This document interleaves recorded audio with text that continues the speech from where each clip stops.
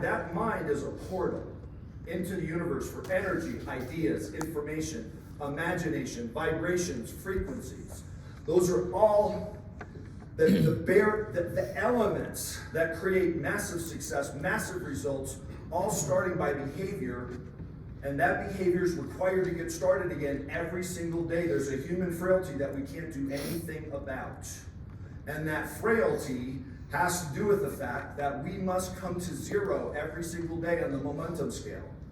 If we get a full head of steam, we don't have the choice, well, let's just keep this momentum rolling for a day or two or three or four. We have to bring that momentum to zero every single solitary day. And so how are we going to get that momentum started again every single solitary day? That's what we're doing on this call. That's happening right now. Everyone who's a part of being in this mastermind right here, we're going to start a process of building momentum. But the thing we have to really take in at a very, primary understanding is that it's motivation, inspiration doesn't last. It works, but it doesn't last. And so when we are seized with inspiration, when we feel that motivation, what we have to do with it is create a no matter what commitment. A no matter what commitment to the behaviors that create colossal results. We can't create the colossal results in one day, but we can create an absolute, inviolate commitment to behaviors. Those behaviors become habits. Those habits become the things that colossal success is made of. That's what the book that I came out with, No Matter What, it's about the breakthroughs that I went through after being 25 years in the sales business and having what others would consider to be great success, but in reality was a pretty mediocre result in terms of what my potential was. I was always calibrating my efforts to what my needs were and what I thought other people would consider to be a reasonable level of success. And what did that look like for me? I was in the sales career for 25 years. I was at near the top of the leaderboard most of the time. What that looked like for me was an income between $150,000 and $350,000. Now, most people would look at that and say, that's real success. Where that took me to at the end of 25 years was a big car payment, a big house payment, a big boat payment, a big boat slip payment, 3 kids in college that I was constantly in stress about paying for, and $40,000 in credit card debt. That's where I ended up at 25 years of fake success. Right? It looked good, it sounded good, I felt good, but at the end of the day, I had no freedom. I had no peace of mind. I had no thought that somehow that things would just continue. I just had to get out and literally hustle at a mediocre level to keep that small, level of what looked like successful income going. And the change for me happened when I finally got the guts. I finally got the courage to stop taking that paycheck from corporate America and said, I can do something on my own. I can be my own paycheck. I can take the risk on myself. I can bet on myself. And I was at a door-to-door conference in Salt Lake. This is 2 years ago. And somebody, I think his name was Mo Fala, asked a question of the guy who was giving the talk on stage. Actually, he was about to give a big talk on stage. This was the small stage in the back room, and just the D2D Circle Mastermind members. We had about 30 minutes with Bradley alone. And Mo, who's obviously a master recruiter, this room is full of people that have been recruited or recruited by someone that was recruited by Mo. And Mo said, how in the world are we going to compete with corporate America, who's offering, the real sales guys, the button-down guys, button-down shirts, button-down, tie, coat, driving BMWs. How are we going to compete and get those guys to come into solar? And he said, they're all being paid salaries by corporate America. How are we going to do that? And Bradley just kind of chuckled. He's he thinks he's funny. He is funny. So he just kind of laughs. He kind of chuckles to himself, and he says, man, when I meet somebody who does that, I like looking up there and go, man, they got you to take the salary. They convinced you that salary was a good deal. And all that salary is a trade. I'll give you the security, you give me all the upside. You're gonna bring home 6 figures, but I'm gonna get the 3rd and 4th and 6th and 8th $100,000 of income. That's gonna go to the shareholders. Why? Because the guy who puts up the risk deserves the reward. And when you're talking to somebody who thinks he's all that in a bag of chips, and dude, you won't bet on yourself, you're not willing to get away from that and bet on yourself. Everyone in this room is betting on themselves. And because of that, we get and deserve the upside. Now the question is, how much upside can you really handle? By the way, I wanted to start out and say that it's an unbelievable privilege and honor for me to be on this stage at the Simple Solar annual sales event. Was talking with Mo and was talking with Ted and talking with Jesse about the fact that as I went up to the stage at the D2D Expo thing, and I sold 2.56 million watts of solar, and the Baller Award was for selling 1 million watts of solar. Sam Taggart didn't know what to do. He's like, I don't know what to do. So they handed me 2 of them instead of 1 of them. That caused me to be on a podcast. Somebody going, how the hell did you get 2 of these? I'm like, I don't know if I want to tell you. But why would it make sense for me to tell you how I get 2 of these? And then I got 2 of them the next year, and Mo showed up. And Mo showed up with about like a pack of ducklings. He's walking, and there's like 12 guys right behind him. And they find me, and they surround me, and they start talking to me, asking me questions. How you doing this? How you doing this? What's going on? What's the deal? And my response to that is, I don't know if I want to tell you. But since I like to be a show-off, I guess I'll stand here and hold court and hold forth. And then more people started to gather, and more people started to gather. Another podcast happened during the event, and it turned into an audience of people. And that was really the beginning of what I call now today MOD, right? The MOD Sales Academy. I had no idea why it would be in my benefit to be, part of another solar company that I own, and leading and recruiting my own sales guys. Why would I get up and start telling people how to do this? Well, Sam Taggart calls me up one day, says, O'Donnell, I'm in Phoenix and I'm coming over. I'm gonna actually film what you do to make all these sales. And I said, Sam, a couple things. Number one, I don't really know what I do. I had some good training years and years ago, and I kind of just keep doing that, but I don't know if I could explain it to somebody. He goes, no problem, I know how to break this down. I'll be there, we'll show up at your house, we'll do this. And he shows up at my house, and we filmed this series of videos that end up being on D2D. It's gone viral. That led to lots and lots of people following me, but it also led to me codifying what it is that I do, and to really be paying attention to how to do this. And I started selling solar in 1983 with a bunch of guys that were tin men. And those guys knew how to get an appointment by knocking on the door. They knew how to get to the kitchen table where they would do a presentation that would light the customer's ass on fire, like kind of freak them out. If you do a solar presentation correctly, the customer should be a little freaked out.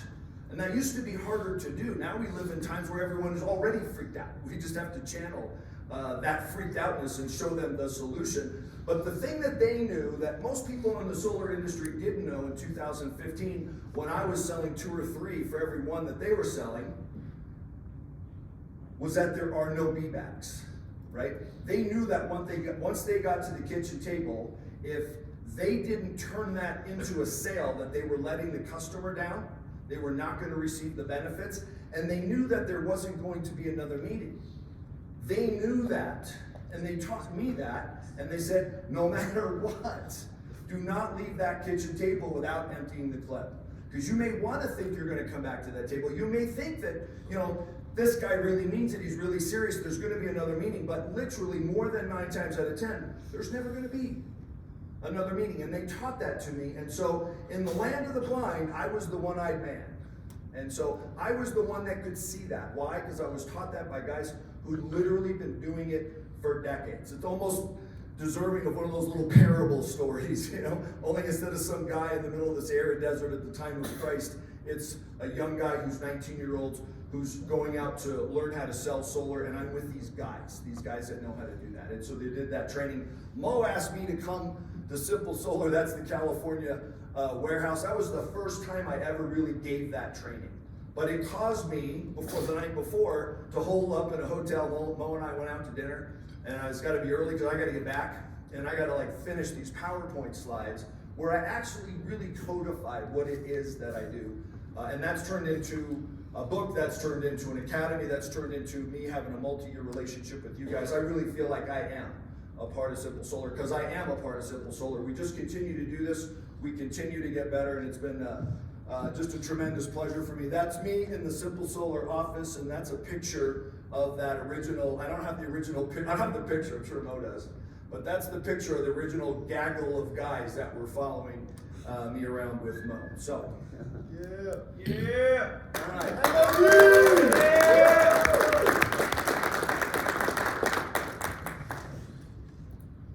The book, no matter what, the subtitle is a recipe for a 7-figure income. A 7-figure income in solar sales. What I found out is this is a repeatable recipe. We can do this over and over and over again, and more importantly, we can teach other people how to do it, right? And that's what we're doing together. Every single day at 8 o'clock with this call, that's what we're doing with this training every week. That's what's on the MOD Academy. It's all been virtualized, mechanized. We can now take people that don't know anything about solar and bring them into an environment where they're a Netflix binge away from having this recipe and being able to do this. There were 24 people on stage, and normally you'll see my slides with I've had double Golden Door Awards every year for 5 years. So I have 10 Golden Door Awards. That's exciting. That's obviously something I feel very proud of. Nothing has made me more proud than to really focus on helping this happen for other people. This just happens to be my organization. There were 24 people on stage getting a Golden Door Award, and 6 of them were people who were with me that had done this training. 3 of those guys, that was their very first year in solar, right? So this is a repeatable recipe. It's very, very doable, and we're gonna make it happen. How are we gonna make it happen? You guys already have most of it. What we're doing is we're adding fire, we're adding gas on top of the fire. The first thing we're gonna do in the academy, and this is one of the most important things, is to acquire a 9-figure mindset. There's 4 courses in the academy. The mindset, getting appointments, the compelling presentation that lights the customer's ass on fire, and how to close the sale today. The today only close. I'm not coming back. And I want to talk for just a minute about the 9-figure mindset. A 9-figure mindset means that you have an absolute rock solid belief that you are going to exit your career, or that your career will culminate in a $100 million plus net worth. What's your net worth? It's your assets minus your liabilities. What's your net worth today? We're gonna do a workshop. There's several different, we're gonna do a worksheet. There's several different worksheets. The worksheet we're gonna do today is gonna lead us to a number of how many conversations we need to have every single day to get to a Golden Door Award. But I want you to think much bigger, and I need you to think much bigger, because if you don't think much bigger, you're not gonna get anywhere. And then the biggest primary problem that all of us have in solar sales is that we get paid way too much money per sale. And so we put in a modest amount of effort. We kind of come in like I did. I came in, I had to prove to myself that I could get these golden handcuffs off. You know, at a $125,000 salary, how am I gonna go home and tell my wife? I'm gonna quit this job with a $125,000 salary. And my minimum comp was another $125,000. Like if I didn't screw it up, I would make another $125,000. That's $250,000. I already told you where I ended up. After 25 years of successful sales in corporate America, where I ended up was $150,000 to $300,000, and that got me nowhere. How was I going to get into a scenario where I was able to bet on myself? And because of that fear, and because of that panic almost, I burst onto the scene, and I closed my first 3 or 4 deals in the first week. I'm moonlighting, having quit the $125,000 job. I'm moonlighting because I'm afraid, right? And I go out and I try this, go out with my today partner, Troy Dembakowicz, who's been selling solar for a while, started in the alarms, studied selling solar. I already know how to sell solar, but he knows how to sell this environment. I go out with him, and in the first few days, I sell 3 or 4 of these things. I'm like, I add up the money, I'm like, that's a month's worth of money in 3 or 4 days. Something's going on here. I don't even think these guys know what they're doing. Is it possible that I get paid that much money for 2 hours of my time? That's not real. I think these guys are off by a decimal point. They don't know what they're doing. It's too good to be true. But I blazed to a point where my wife's like, and I'm like, yeah, we can do this. We let go, we quit the job. I come in, I resign. They drive me to an enterprise rental. I rent a car. I drove that car for the next 7 months without stopping. Like, why are you driving an enterprise rental? Some crappy little, like it looked like a Chevy Chevette or something, some little red car that I'm driving around. I put 42,000 miles on this car in the first 7 months, proving to myself that I could get away from these golden handcuffs, that I could actually do this. And I make some extraordinary amount of money in that 6 or 7 months. I made like 3 years of money that I would have made in that same period of time in corporate America. I'm like, okay, this dog hunts, I can do this, right? But I bring the money home to mama, and pretty soon that $40,000 in credit card debt is gone. Like, that's cool. So now I'm bringing home more money than I know what to do with. Now what are we doing? So we paid off the mortgage. We paid off the credit cards, paid off the mortgage, and now I'm bringing home more money than we need, and we don't know what to do with it. Like, I'm not accustomed to this. This isn't something I'm used to. I'm used to making this much money and they clip 3 or 4% and put it in my IRA. So where my net worth was ever what my equity in my home was after 25 years, and whatever they clipped out of the money and put it into my 401k. So I got, a couple of $100,000, $300,000 over in a lifetime, 25 years of savings, plus a couple of real estate properties that I've now paid down the worst. So now I don't know what to do with the money. And guess what? My level of effort changed. All of a sudden, instead of selling 100 to 200 kilowatts every month, all of a sudden I'm selling 40 to 80 kilowatts in a month. What changed? I no longer needed the money. So my effort was calibrated to a point where the amount of effort equaled generating the amount of money that I needed. Although I also had another problem. I'd won these double Golden Door Awards after the first year, and in the second year I kind of wanted to do that again. I wanted that attention. Tim Grover's talks about a dark side, right? When you're ever see Michael Jordan's, The Last Dance, and he's sitting there with that whiskey talking about, going for the 3rd ring, going for the 4th ring, going for the 5th ring.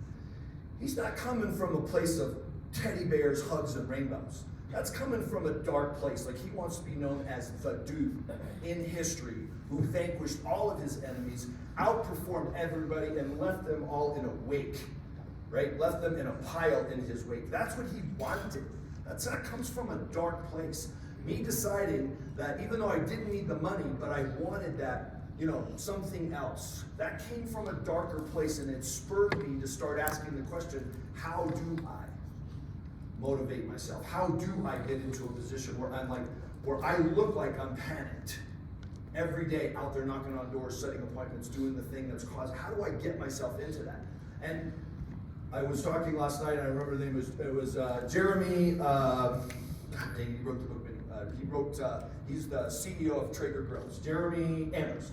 I was trying to remember that name last night, talking at the table. Jeremy Andrews was the CEO of Traeger Grills, and he talked about being lazy and undisciplined, and he talked about, and I heard it from a stage like this, reading the book Mini Habits, and come away, with that one push-up thing, and I'm like, what the hell is this one push-up thing, right? And I get the idea of this one push-up thing, and then part of that one push-up thing is you create these mini habits. Part of the mini habits is you read 2 pages a day. Well, that's not enough for me, and so I need another book. And somebody walks away and goes, Mike, why don't you try this book? And it's Napoleon Hill's Think and Grow Rich.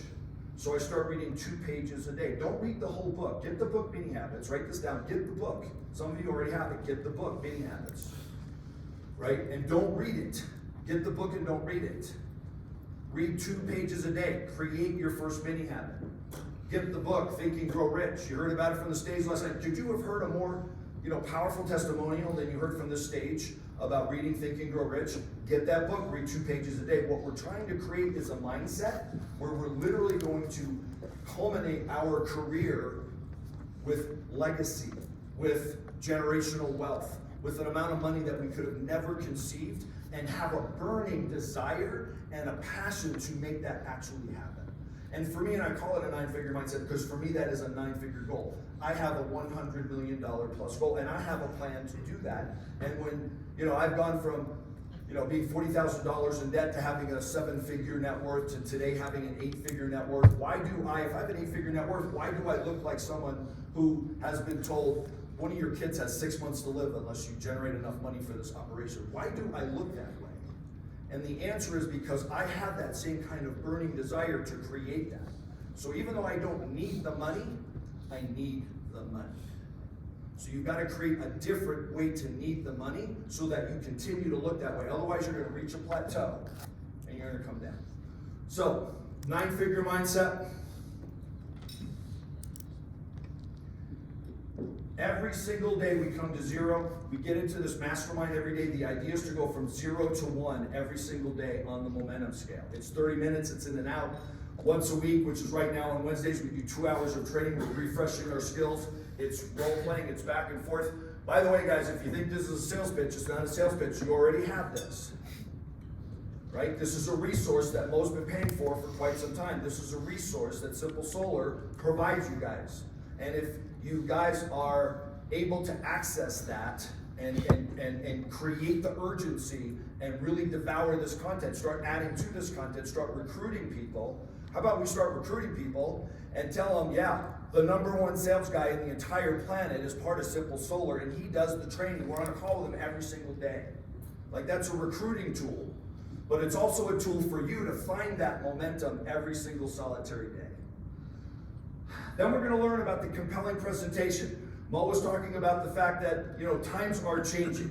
They're changing rapidly. And people are either going to find a way to continue to be successful in solar, or they're going to find an excuse. What are you going to do? Find a way or find an excuse. If you think that you're going to go out and sell solar based on savings, everyone in the solar industry is selling solar wrong. Why in the world would we explain to somebody that they're going to go solar and they're going to acquire an asset? This asset is going to create wealth. This wealth means it's generated equity, appreciation, positive cash flow, peace of mind. We're going to talk about that presentation. How do we create all of those things? And oh, by the way, it has to be $38 a month cheaper than what you're already doing.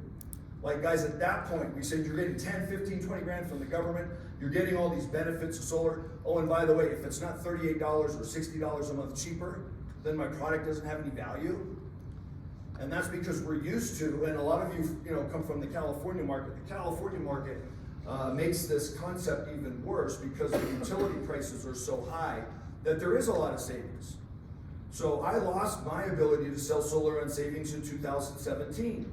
If I tell you you should go $40,000 into debt so that you can save $38 a month, does that make sense? There you go, no. It doesn't make any sense at all. And we're in the midst, guys, of that. This is, count your blessings. Solar is that lucrative, right? Solar does provide that kind of opportunity. But there's a reason for that, and that's because we're providing a service. And the service, believe me, I probably could have juked somebody. I kind of, figured something out and created a 7-figure income 1 year in a row. But I could not create that income, the second year, the third year, the fourth year, the fifth year, unless what I was doing was worth that kind of money. What we're doing is worth this kind of money. It is a 7-figure service. Why? Because this is job one for the whole planet. This is the solution to an existential threat. So in 1960, John F. Kennedy said to the United States, we will put a man on the moon by the end of the decade. And at that time, it was 1960. We were talking about before 1970, really 1969. And when he did that, everyone thought, this is kind of crazy. This is insane. Is this guy high? Like, this is science fiction. We can't put a man on the moon. He literally called the shot, and it was called the moonshot.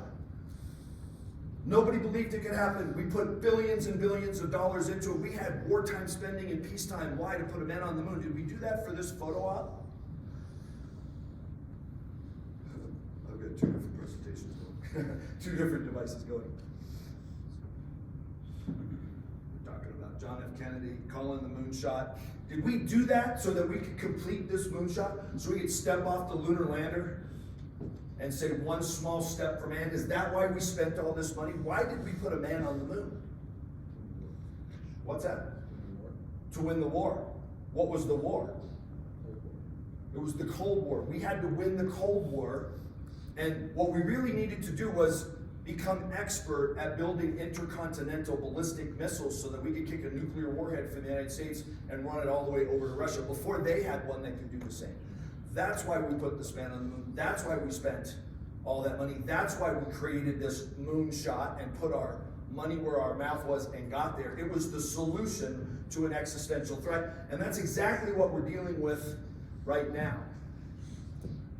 President Biden, when he was elected the very first day after he signed the Paris Climate Accord, that was committing the United States of America by treaty to cut our emissions in half, when? By the end of the decade. That's a monumental, that's a task that people say, that can't be done, we don't have the technology, it'll bankrupt the country. Kind of like putting a man on the moon. Except guess what? We absolutely are doing that. That's what's happening.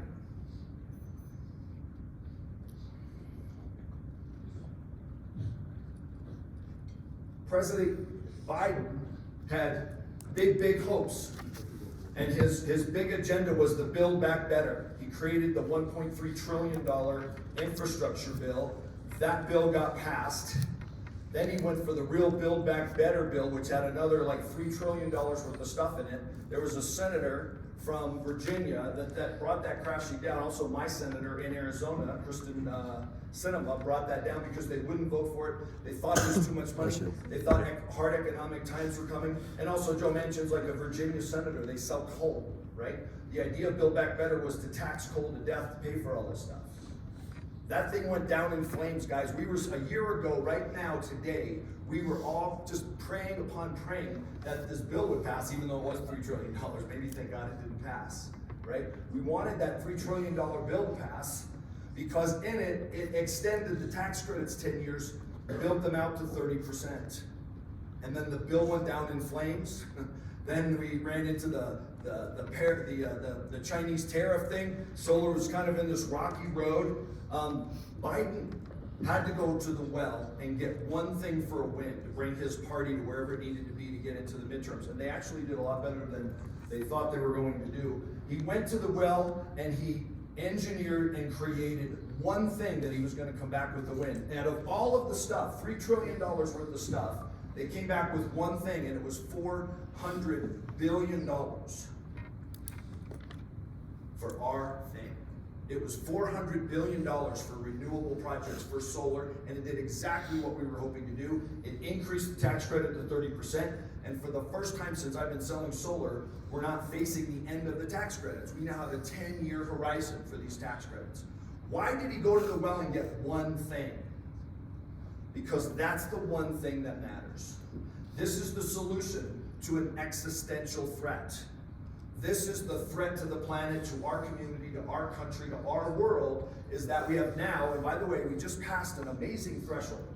We just passed an amazing landmark. We did that about 3 weeks ago. The number of people on this planet arrived at the number 8 billion. We now have 8 billion human beings on this planet. How long can 8 billion people get their energy for their home and for their transportation and for every other thing by drilling into this planet and digging garbage out of this planet and hauling this garbage out and shipping it by rail and pipeline and all this stuff and then lighting it on fire? How can we sustain the energy needs of 8 billion people by lighting garbage on fire? And then what's that doing to the environment? What's that doing to the climate? So they went back to the well and got one thing, and this is the one thing. That's because this is job one. This is an existential threat. We are going to solve it. We are going to reduce our emissions in half by the end of the decade. How are we going to do that? In the last 7 years, we've sold 3 million solar systems. Residential solar systems. There's 65 million homes that are suitable for solar. 65 million homes that could have solar. In order to reduce our emissions in half, live up to our international treaty obligations, we've got to get that number to 32 million homes sold solar by the end of the decade. That's the deadline, that's the moonshot. We do that and we will cut our emissions in half. And guys, there is no question on planet Earth that we can do that. We are going to do that. How? Why did I build MOD Sales Academy? We literally, and this is so far beyond me, this isn't my solar company, this isn't your solar company, this is the solar industry. Has to get us to 32 million homes by the end of the decade. We're the soldiers in that army. This is an existential threat. We're going to solve that existential threat so that our kids don't have to live. Our kids' kids and their kids don't have to live under this threat. And that's where we're going, guys. All right, how are we going to do it? People ask me all the time, and at the end of the day, how did you sell 2.5 million? How did you sell 2.8 million watts of solar? How did you sell almost 3 million watts of solar every year, year after year after year after year? You're going to hear some things over and over in your life, and in the sales world, you're going to hear this over and over again. It's that sales is all about math. It's the numbers. Sales is the numbers. It's not magical, guys. What's your goal today? Where are you going to be by the end of 2023, which started, by the way, about 2 weeks ago? If you're counting installs, the deals that you sold at the beginning of December are going to be your January 2023 installs. What's your goal? It's a numbers game, and I'm going to guarantee you most likely that your numbers are wrong. So we're going to correct those numbers. Do the math right now. 130 sales, which is a Golden Door Award, or 1.3 megawatt, is 3 installs a week. That means we need 4 installs a week. Why? Because one of them's going to cancel. Right, guys? Cancels are devastating. Right? We get a sale, we just made a friend, it all went down, and the next day we get that call from the office, hey, the Johnsons just called in, they're canceling. They called Goodleap. They called Dividend and canceled the loan. And there's this massive heartbreak. Number one, you need to know how to deal with that. But the first thing you need to do is not even be the most little bit sad. Know that that's part of the numbers. Stop being devastated by the math and start putting the math to work. 1 out of 4 are probably going to cancel. The industry average for cancellations is between 40 and 50%. Now I'm really, I'm excited that I've gotten my cancellations to a point where they're roughly about 15%. But if they get above 20%, I would say that's an issue you need to start working on. But having said that, if you sell 5 of them, 1 of them are typically going to cancel. So you need to have 4 sales to have 3 of them stick. That's 12 sits in a week. That's 16 appointments. Why do you need 16 appointments? To make 12 sales. Why do you need 16 appointments if you want to have 12 sits? I'm sorry, not sales, but sits. Why? A few appointments won't show. You have to build those factors into your math. So get yourself to perform the math with no matter what habits, having the number of conversations, and also knowing what the money's for. Guys, the money is not for getting somebody to change their mind. In fact, most people don't change their mind. The money is for getting people to say no thank you. So if you talk to X number of people, 90%, 98% say no thank you, 2% say yes, 1/2 of those may be purchase. When you get paid a $3,000 commission check or a $6,000 commission check, your mind erroneously thinks that money was for being God's gift to closing and getting that one guy to sign on the dotted line and you spend 2 hours with that guy. That's a false thought. The money is for doing all of that work. And in fact, I would argue that most of the money is for the no's, because the people that don't have the number of sales they're not missing the yeses, they're missing the no's. So you got to build that math. I want everyone to go to, this is a worksheet, michaelodsales.com. For some reason it's in blue, so it's a little hard to see. This is just an extra URL of mine. It's michaelodsales.com. It's just a worksheet. This is the picture of the worksheet.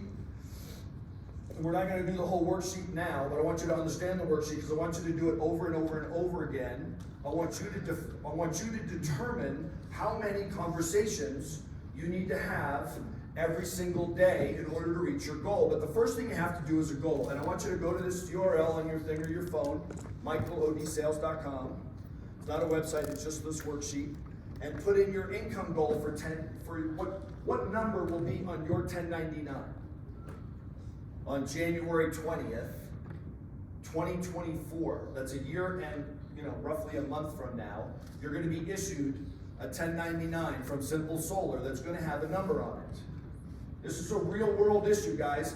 It's not an idea that I'm going to have a higher income or that I'm going to achieve more, blah, blah, blah, all these platitudes. It's about math, it's about a number. Write the number down. What's your income number for 2023? What's the number that's going to be on your 1099? Take a minute and just think about that for a moment. And then write it in.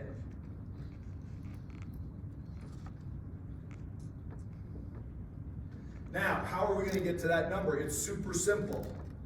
How many dollars per kilowatt do you get paid?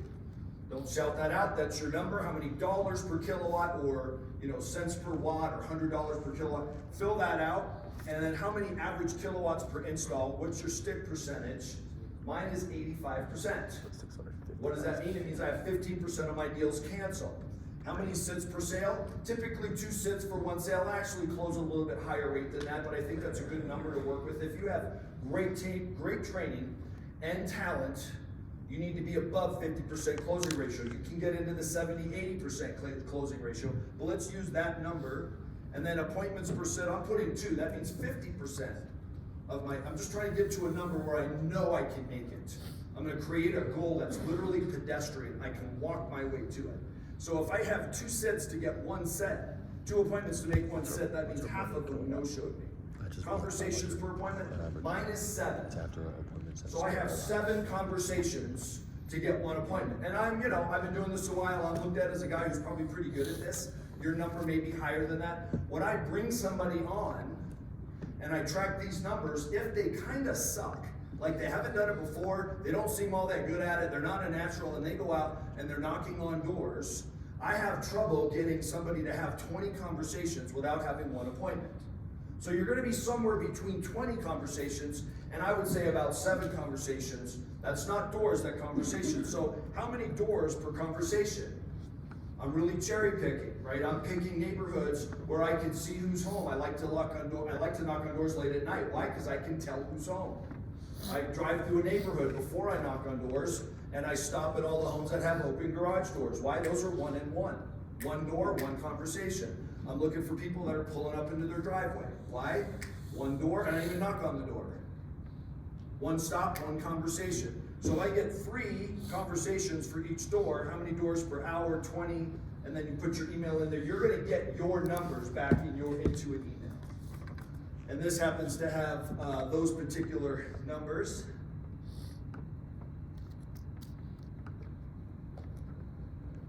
Sorry guys.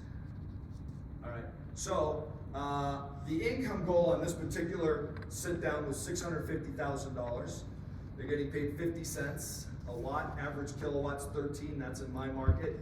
Stick percentage 85, sits per sale 2. What that resulted in was an average dollar per install of $6,700. Guys, it's not wrong to focus on the money. Focus on the money. That's why we're in sales, right? We're in sales for the money. $6,700 per sale. $6,700 per sale, so I need 96 sales. Sales need, or 96 installs. I need 113 sales. That's 227 sits. Appointments needed 453. Conversations 3,100. Now we're starting to get that. Some of these numbers are starting to sound a little overwhelming. 3,100 conversations, and that's 9,500 doors.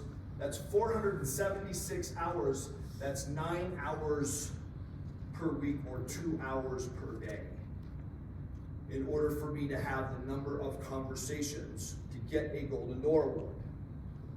And so if you're gonna be on track, then you need to know. Now, is that gonna be your plan? That's not your plan, that's the minimum. Is there any reason why you have to stop at 130 sales per year? But why don't you have 130 sales this year if you've been doing this for a year? And the answer is because that's not your plan. If you have a plan and no matter what commitment to this behavior causes that outcome in solar. That's what happens. So who here would like to be on stage next year, a year from now, getting the Golden Door Award? All right. Do you have the number written down? So 130 sales times the number of average kilowatts per sale, that's going to be your income goal. And now we're going to break that down and get to the bottom, and you're going to know how many hours per day. Now, hours per day means the number of hours per day to generate that number of conversations. If you're having that number of conversations, you're going to get paid for every single one of them. By the way, do this math. If I have conversations, if I have 3,100 conversations and it generates an income of $650,000,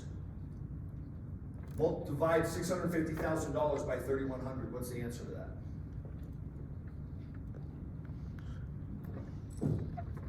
$650,000 divided by 3,100 conversations.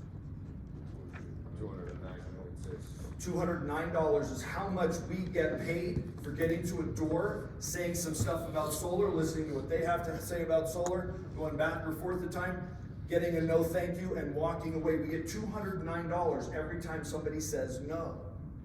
Understanding what the money is for is the key. You got to pay yourself $209. Do your math.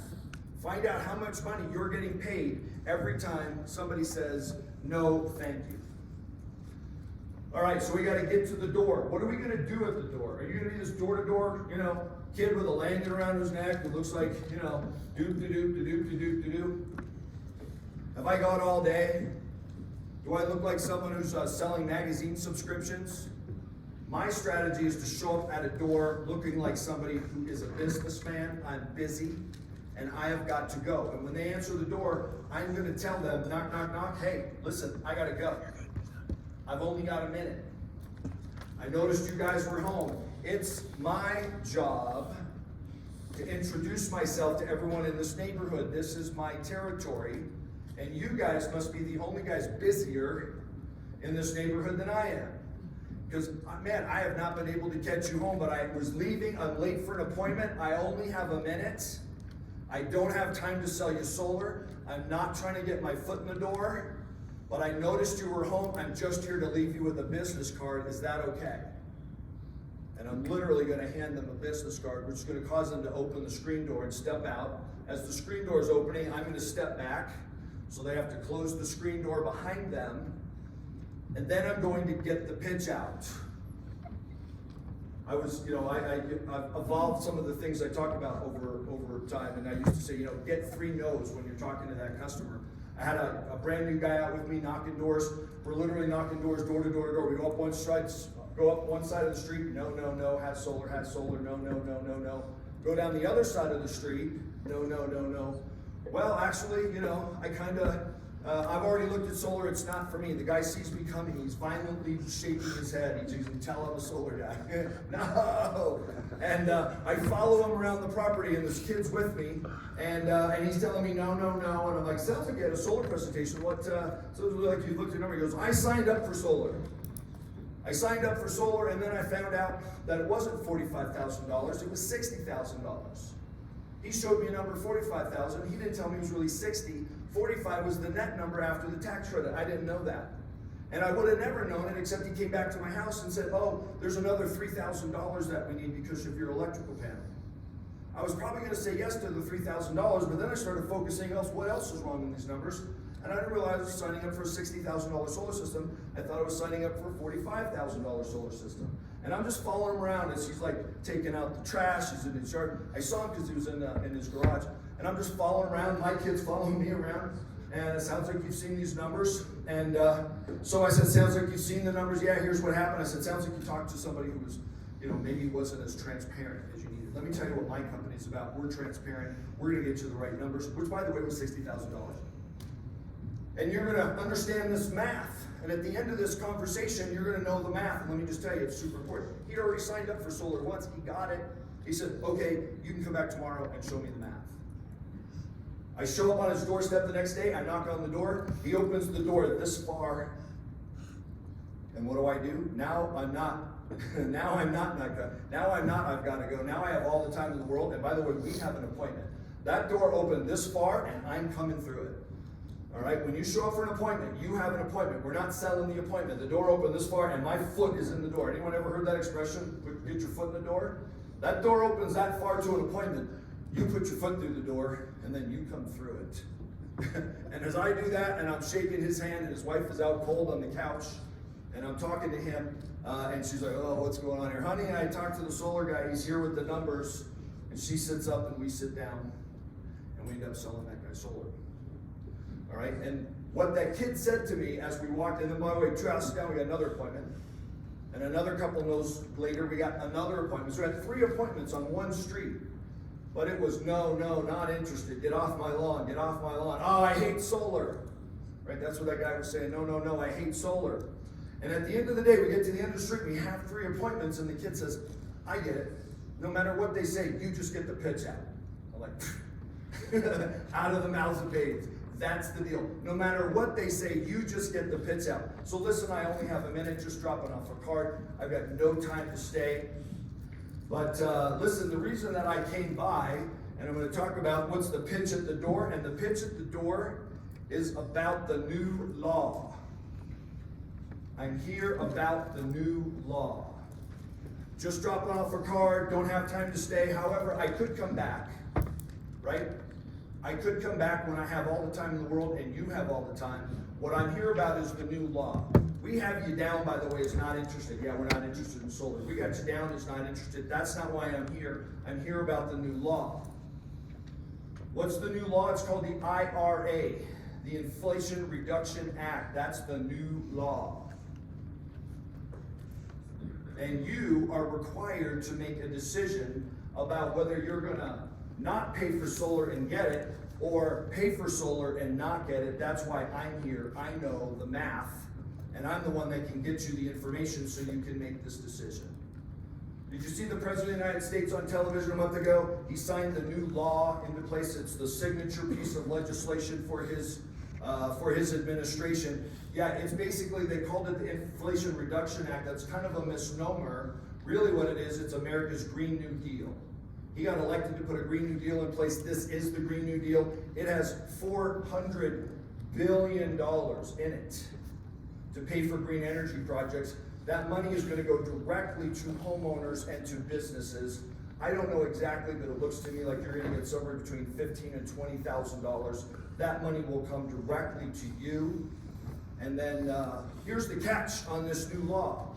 The catch is if you don't take the money and use that to install solar, then you're going to not have solar and you're going to pay the money, because the new law also has in it the way the bill is getting paid for. In the past, we've always passed all these laws, we've always passed all of these legislations, and that would have a ton of money in it, and we'd figure out where we got the money later. We wouldn't figure out where we were getting the money, and they would just add it to the deficit, and it would become part of the debt. Well, guys, we just went through the pandemic, COVID. We spent $10 trillion trying to make the pandemic feel like a vacation, right? $10 trillion so we could hand out all that money. And where did we put the money? Did we have a way to pay for it? No, we put it on the credit card. Well, guess what? The credit card's at $30 trillion. At $30 trillion, the credit card is maxed out. So when Biden goes to the well to get this $400 billion for our 30% tax credit, they tell him, yeah, but you got to find a way to pay for it. How are we going to pay for it? He loves to tell everybody, don't worry about it, it's paid for. It's paid for. Does Uncle Sam suddenly have dough? You know, do we have a fairy godmother? Where's the $400 billion? It's paid for. And don't worry about it, it's not coming out of your taxes. Only people that make over $400,000 are going to have to pay for this thing. It's like, what? Was that like, us and a few other people are going to have to pay for this bill? Well, the money doesn't come from income taxes. The money comes from fees. The money comes from taxes on fossil fuels. And what does that mean? That means if you take the money, you're no longer going to use fossil fuels. Let's build you a solar system that not only pays for your home energy needs, but also, guess what? Part of this deal is all about electric cars. You're getting an electric car. You don't have to want an electric car. They're just going to quit making the other kind. By when? Substantially by the end of the decade, right? I think by 2035, they're just pretty much done. By the end of the decade, they're like halfway done. California's, even faster than that. So whether you want one, it's too low.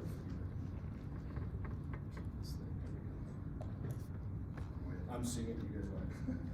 Sorry about that. So, in the law is how it's going to be paid for, and they're going to pay for it by taxing fossil fuels. So, Mr. Customer, I'm here about the new law. You're required to make a decision, and you're going to have to decide whether or not you're getting solar and not paying for it, or if you're not getting solar and paying for your neighbors, because you'll continue to use fossil fuels. That's where the money's going to come from. And then get the pitch out. So that's the reason that you're there. You're here because of the new law. What's the pitch? By the way, again, I only have a minute, but what the proposal is going to show you, I'm going to leave, and I'm going to go talk to an engineer, and I'm going to have him do the math for your house. right? Then I'm going to come back when I have all the time in the world and you have all the time in the world, and we're going to look at your house with solar panels on it. You know where the solar panels would go in this house? Do they go on the back, the side, the front? Where's the sun come up in this neighborhood, right? Where's the sun going to come up? I'm going to leave. I'm going to go get an engineer to lay out this design, or you're going to do that work yourself on Aurora, and we're going to figure out where the panels go, how much it generates, and we're going to do all the math. Once you see the math, you'll know whether or not this makes sense. Does that make sense? And what the proposal is going to show you is that it doesn't cost anything to get solar installed on your house. Why? Well, primarily because of the new law. The government's going to provide all the upfront money. You're going to provide none of the upfront money. That's why solar has no upfront money, because the government provides the upfront money. It's going to be $10, $15, $20,000, could be as high as $30,000. I don't know what that is. I'm going to leave, I'm going to go find that out, and I'm going to come back, and it's going to be written on your house how much money the government's going to give you. And then it's going to also say how much money you have to put in, and that's zero.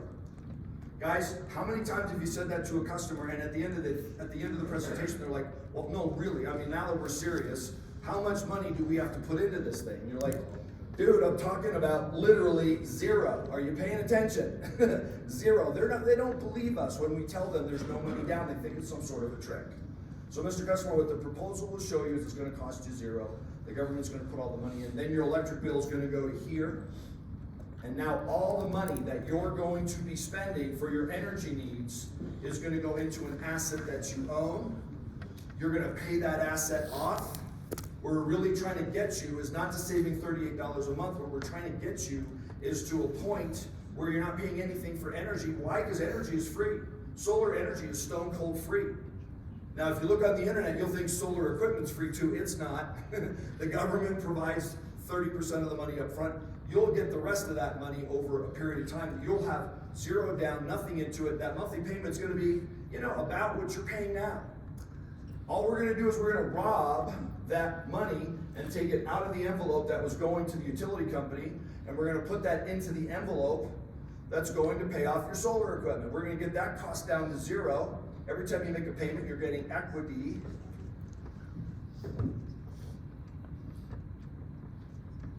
And this is the existential threat, guys. What we're going to do is come back to them and show them how we're going to solve the existential threat. But we need to communicate this existential threat. And what I've been doing on people's doors for the last 7 or 8 years, selling solar in the environment where people didn't really feel inflation, right? If you look behind you, if you look behind them, you'll see that they have either CNN on or have Fox News on, right? Now, Fox News and CNN really disagree about what happened on January 20th a couple years ago, right? But they're absolutely in lockstep, in sync, on what's going on in this country with regards to inflation.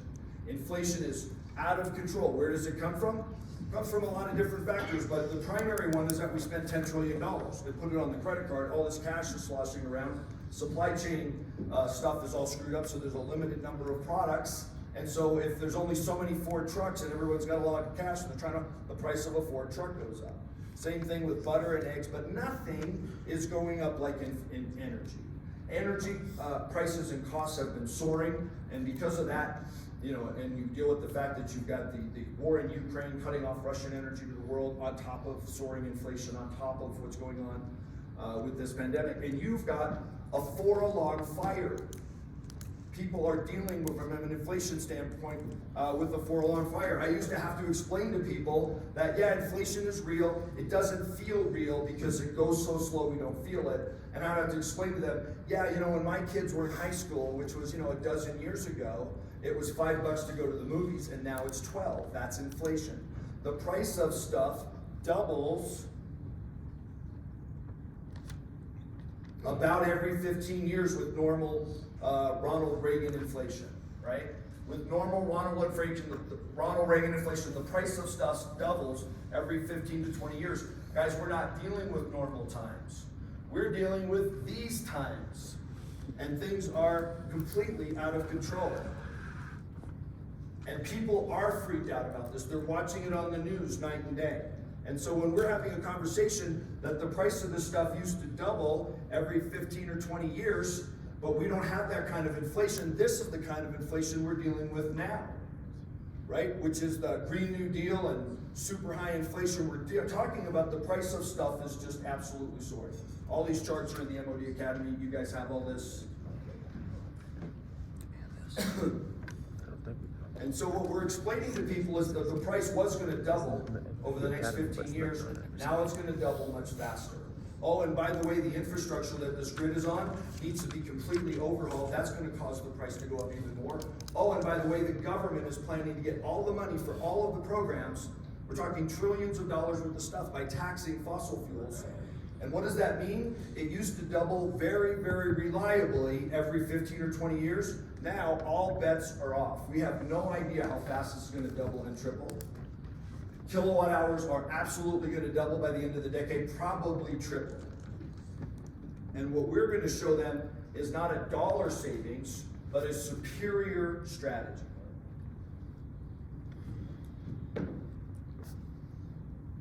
We're going to show them how by saying goodbye to renting their equipment from the utility company, which is in a sense what they're doing, they're renting their power equipment from the utility, we're going to put them into an ownership model, right?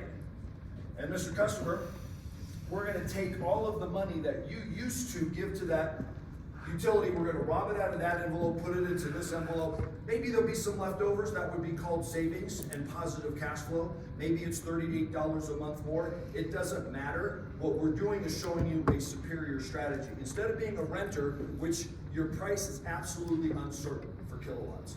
What are you going to pay for kilowatts over the next 5 years, 10 years, 15, 20 years? No one knows. Warren Buffett doesn't know. Warren Buffett has described the times we're in with regard to energy as the largest transfer of wealth in the history of mankind, where most of the ownership of the means of energy production is held by a handful of entities, to where everybody owns their own production of energy, is going to cause the largest transfer of wealth in the history of mankind. And that's what our job is to be out showing somebody that if they move from being a renter to being an owner, they're going to get out of this uncertain, destructive, and a product that's literally in its end of life. Listen to what the government is talking about and believe them. The government is talking about the fact that they're going to tax coal to death by the end of the decade. In my market, most of the energy is being provided by coal. So the person that I'm talking to has their wagon hitched to a train that's in a death spiral. Actually and literally in a death spiral. It's going to be taxed to death. And if we can convert them over to solar, they're going to go into an ownership model that's going to provide them with what, $38 a month? Who the hell wants $38 a month? What are we trying to do? Get them into Applebee's one more time a month? No, it's going to provide them with energy security. It's going to provide them with stability, peace of mind, price certainty. And more important than that, this is the way that wealthy people become wealthy. They use other people's money to buy an asset that they're going to pay for that asset on a monthly basis with money that's not theirs. People think of paying for solar, they don't realize they're not the ones paying for solar, the utility is paying for solar. The envelope that had money for the utility is now in the envelope going to pay off the solar loan. Right? So that's actually what's happening. They're using other people's money, the monthly expense is paid for by somebody else, and every time that payment gets made, they have equity. Every time they make a payment towards a solar loan, the balance goes down, creating equity. Over time, this machine that produces $3,000 a year worth of power is going to produce $6,000 or $9,000 a year worth of power. What is that called? That's called appreciation. And that's how people get wealthy. That's how they create wealth. That's what they're doing with their homes. They are using their housing budget. Unless you're homeless in LA, you have to spend money every month for housing. How are you going to do that? What's your strategy for the money that you need to spend on your housing budget? Am I going to pay that? Am I going to get $2,000 a month place? I don't think you find a place in LA for $2,000. But am I going to get a $2,000 a month place because I'm renting? I get no tax benefits. I don't know what the cost will be in 5 or 10 years. But I know maybe it's a little cheaper than owning a home for $2,500 a month. Ownership may cost a little bit more, but I know what the price is gonna be today, and in 5 years, and in 10 years, and in 20 years. And by the way, every time I send a payment, the balance goes down. That's called equity. Over time, the value of this asset goes up. And people think there's no appreciation in solar. That's because equipment depreciates. But we're not buying a piece of equipment, we're buying the production of energy. The energy is gonna go from $3,000 a year to $6,000 a year to $9,000. That's called appreciation. That's the value of solar. It's a superior strategy. We need to be communicating those concepts to the homeowner at the door and in the home, and why they need to move forward with this today. Does that make sense? Yeah. Who has questions about this model or how to communicate this model, about how to be having a conversation with a homeowner about that fact? Yes? I was just wondering if we have access to this type of stuff. Yeah, all of these are in the MOD Academy. So you have all this, you have all of these slides, you have all of this stuff, it's all there. Plus we're talking about it all the time. So 5 days a week, we have a 30-minute call. That's a motivation, inspiration, and accountability call. On Wednesdays, which is today, which is happening right now, hello, we do a training class. And in the last several weeks, we've done the mindset and we've done the presentation on the door. What we're moving into in the next few weeks is this. We're gonna break this down. We're gonna be going over the exact word tracks. We're gonna go through, you're gonna know this stuff, Toll, literally forwards and backwards. Yeah. 30-minute call or the call after that? On Wednesdays, there's a 2-hour call every Wednesday, 9 o'clock Mountain Time. And that's the actual training. And that's this, we're gonna be diving into this in a big way. Question for you. Yes, You said it's on the Academy. I'm on there right now. Where do we find that? On the So Academy. that's in the compelling presentation. Compelling So you presentation. have the Okay. mindset, 9-figure mindset, you get making appointments, the compelling presentation, lighting the customer's ass on fire, and then moving forward from there into the close, which the title of the course on closing is called I'm Not Coming Back. It's not like a video. The other, so what we're gonna be moving, and this will start next week, when we're gonna start a presentation that's gonna light their ass on fire. We're gonna start out with communicating the agenda for the meeting. I like to think of that as literally addressing a jury. Ladies and gentlemen of the jury, I'm going to be presenting evidence. This evidence is going to be compelling. I believe you're gonna come to the following conclusions as a result of this evidence, and then I'm gonna ask for you to make a decision. In other words, come up with a verdict. You don't have to go back. I also like to think of this as building a frame, right? We're gonna build a door frame, then we're gonna hang the door, and then at the end of this presentation, it's gonna get very, very quiet, and we're just going to shut the door. But in building the door frame, we're gonna have the customer understand that this is not the meeting about the meeting, this is the meeting. We're gonna explain to that customer what our job is. Explain the plan, have a plan, explain it to them. Mr. and Mrs. Customer, I do this same presentation 3 or 4 times every day. I'm an expert at this, I'm a consultant at this. My company has me meeting with new clients every single day. It's my job to provide you the design, answer all your questions, make sure that you have enough information to make a decision today about moving forward or not moving forward. If you've seen enough information and you've decided to move forward, it's also my job to get the process started. Right? What's not my job, and this may or may not be kind of stated overtly, I'm going to come back to it later at the end of the presentation. It's not my job, I'm not in the marketing department, it's not my job to stay in touch with you for the next 20 or 30 touches until you're ready to go. My marketing department will stay in touch with you, they'll find out when you're ready. When you're ready, we'll be ready. And if that's not today, that's okay.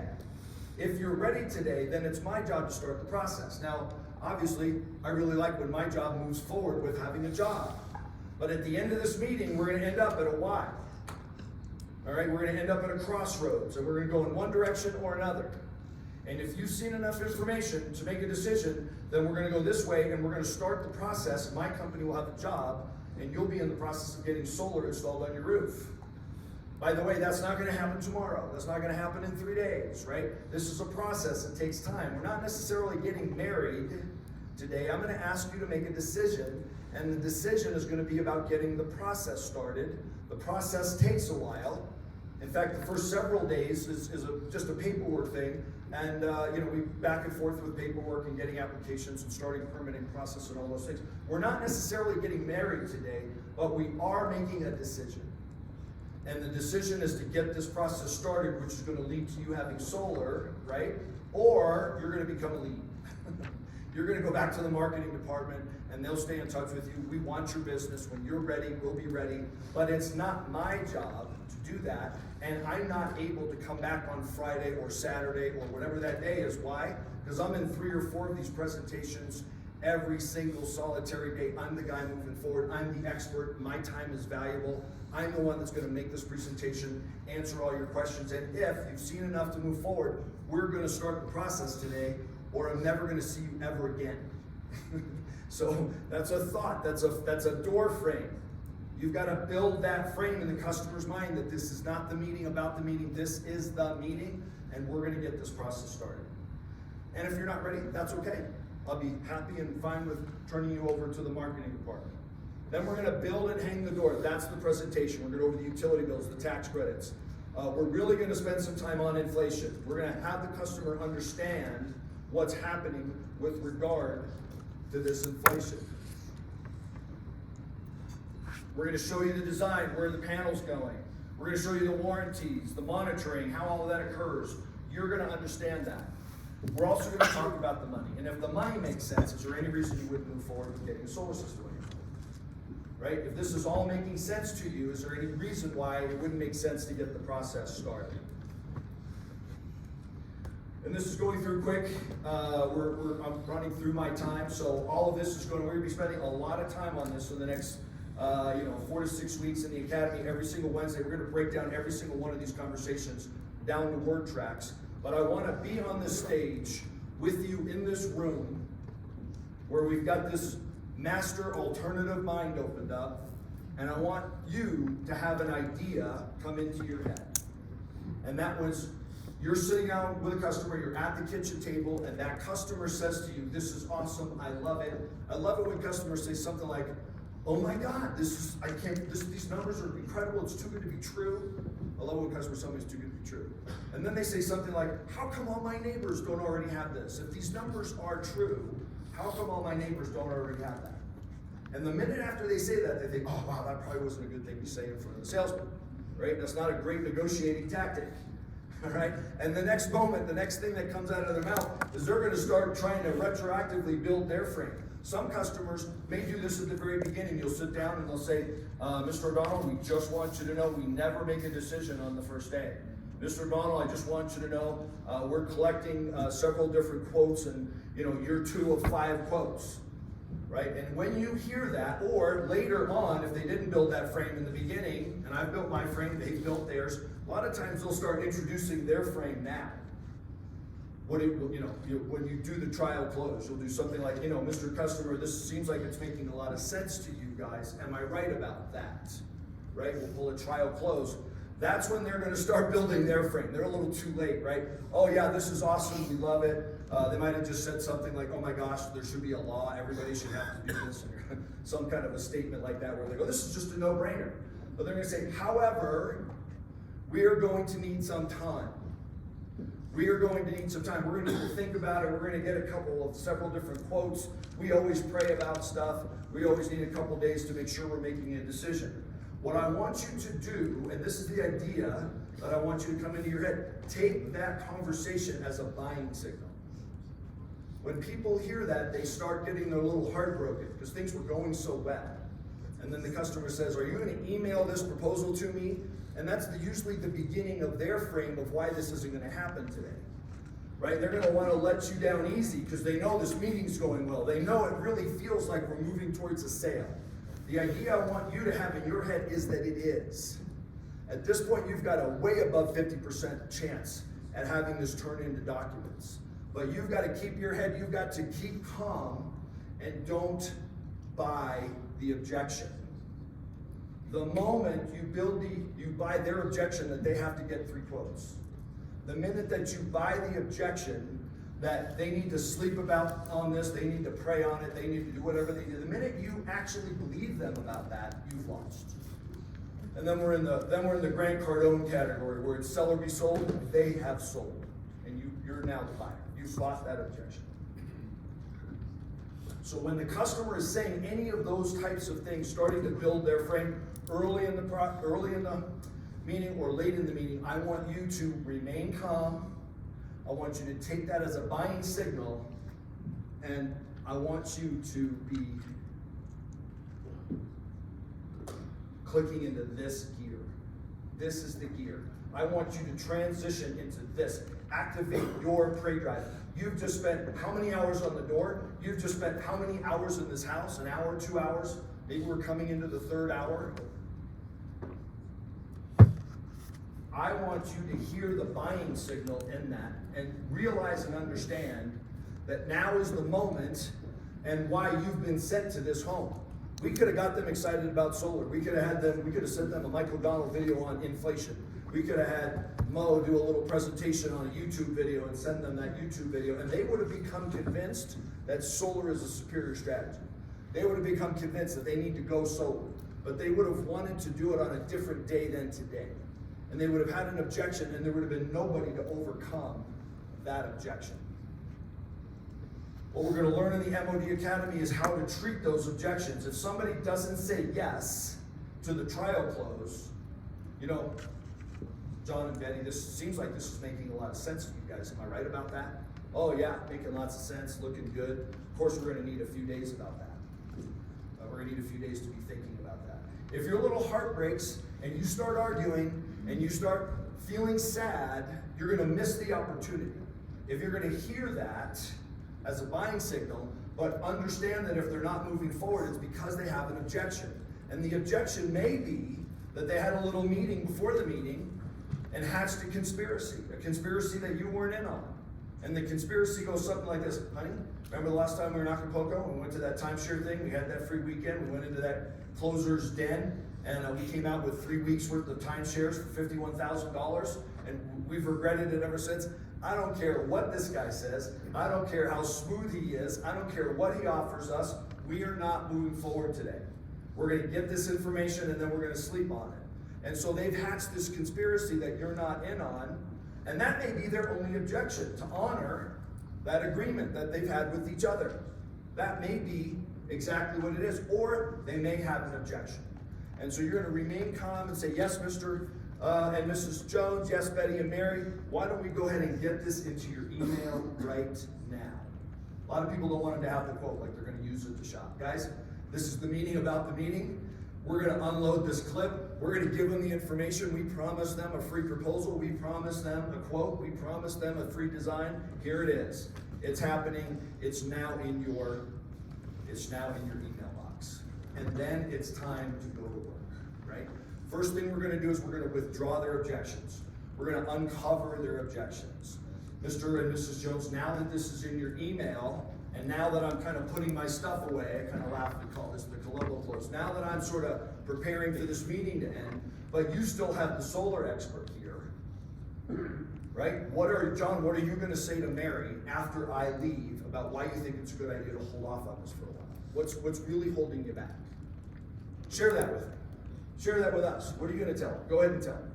Mary, now that you've heard all of this, and obviously it seems to me like it's making a lot of sense, but there's one or two things you're worried about. Envision having the solar already on your house. What's the one or two things that you're worried about? Get the objection out, and then you want to isolate the objection. I love to use like a magic wand. I really don't like the way solar looks. It looks like it's going to be on the front of my house. Well, Betty, if we had a magic wand and these panels were now invisible, would you now be ready to move forward with solar? Would it now seem like a good idea? And she'd say, well, honestly, I don't think we're going to live here that long. Okay, now we're going to get to the real objection. How do we deal with objections? Feel, felt, found. Understand how you feel. Don't argue with them. Understand them. Right? I know exactly how you feel. In fact, my best friend, who happens to be a realtor, felt the same way.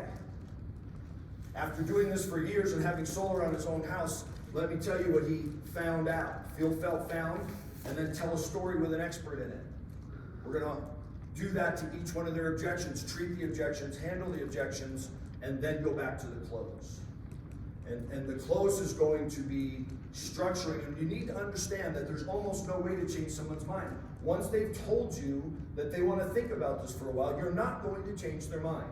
What you need to do is find out what's holding them back, isolate those objections, treat them, overcome them, That's the new information. When you give them new information, then they can make a new decision. That's something Zig Ziglar talks about all the time. People don't change their mind. They get new information, they make a new decision. You're going to give them new information and ask them to make a new decision. The other thing that we're going to do is we're going to ask them to make a new decision on a new offer, right? We're going to offer them a today-only close. Mr. and Mrs. Jones, this is now in your email. That proposals, I would normally say good for 30 days, but honestly right now I can't tell you the proposals. Good for 30 days. I will honor the solar pricing, which is good for 30 days, right? But the interest rate is literally changing by the hour. You need to use the current circumstances to generate urgency. Like right now, if someone were to purchase solar between now and the end of the year, they would get the interest rates in this proposal now. If you were to ask me to come back a week from now, I would need to get this proposal refreshed. These interest rates are changing by the hour. And so what we really need to do is lock this down. And so we're going to walk them through a process where we're not only going to give them new information, we're going to make a new offer, and then we're going to ask them to make a new decision. We're going to do that in such a way where it just makes absolute sense. Here's the new information, here's the new offer.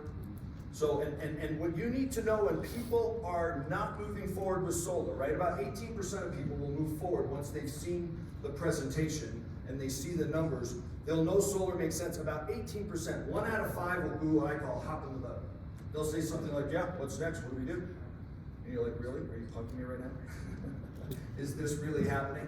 And you'll start doing paperwork. But most of the time they say, yeah, no, it's making sense. But however, you know, we need to think about it. We need to do whatever that happens to be. And so now we're going to back up. Now we've got to go to work. Now we've got to start doing the closing. Yes, that makes sense. What we're going to do is understand that that happens. What they're dealing with is an objection. That objection is either based on fear or greed. The fear is they're afraid of making a mistake. The fear is they're afraid of making that $51,000 timeshare that they regret for the rest of their life. That's a legitimate concern. That's a real fear, okay? And then the other way, the other side of it is greed. If this thing costs $51,000, you know, I wonder if there's a company that would be out there that would do it for $45,000, and that's greed. So we're gonna start a process that deals with their objections, gives them new information, and then we're gonna structure a new offer that's going to eliminate their fear completely and really prey on their greed. And you guys have seen me, if you've been in the academy, that's how much time I have left. Are you serious? Okay. All right, then, so let's walk through that a little bit. I'm sitting here trying to wrap this thing up. So let's walk through it. Let's go.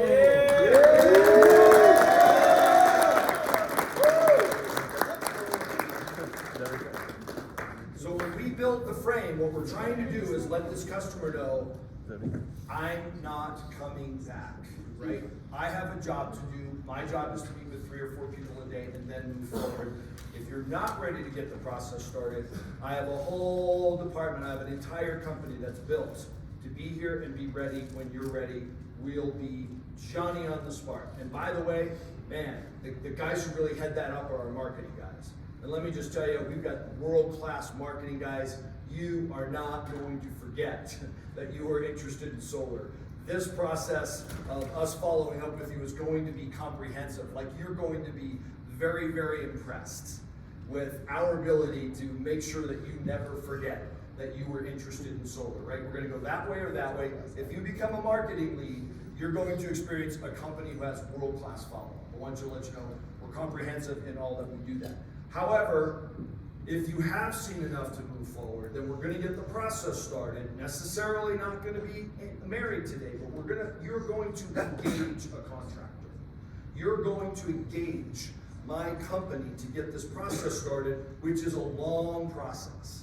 A lot of people in the solar industry are all freaked out about how many days does it take to get a solar system installed. Guys, we need to use that to our own advantage. We use that to our own benefit. We're gonna break out a timeline at the end of this process that's gonna walk the customer through how long it takes to go solar, and it's a long time, right? In my market, it's typically 45 to 60 days. So Mr. Customer, if you engage my company as a contractor, we're gonna start this process It takes 45 days for this train to get into the station and for there to be glass on the roof. So Mr. Customer, I understand exactly what you're talking about. And by the way, I know how you feel.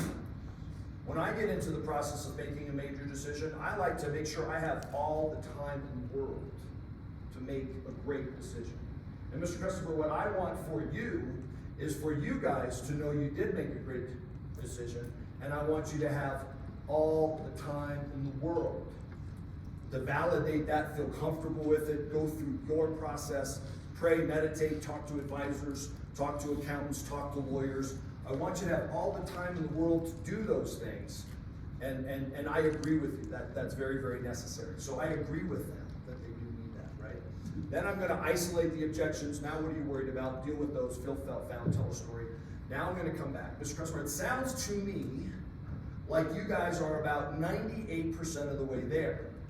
But you've got some concerns, some things you need to resolve. That's going to take a little bit of due diligence on your part. You're about 2% of the way not there. Is that about right? Do you agree with that? Does that statement sound true to you? Yeah, no, that's exactly what it is. It sounds like we're 98% of the way there, but we've got some work to do. Mr. Customer, I'm going to put this into your email. It's going to be good for 30 days. On the pricing side, however, I cannot guarantee you that these interest rates are not going to change. So you and I have a problem, right? If you move forward with solar and we start the process today, it's truly a win-win because this train's going to leave the station. It's eventually going to arrive. That's a huge win for me. It's a huge win for you, okay? What I want to do is create a situation where you have all the time in the world. I want to make sure you have, the majority of your concerns addressed. And I also want to make sure that this train pulls into the station, and Mr. Customer, it's not a home run for you, it's a grand slam. I want this train rolling into the station to be a grand slam for you. So, the proposal's in your email. I have one more thing I want to talk to you about, and that's the benefit of what would be, what would the process be if we were to move forward.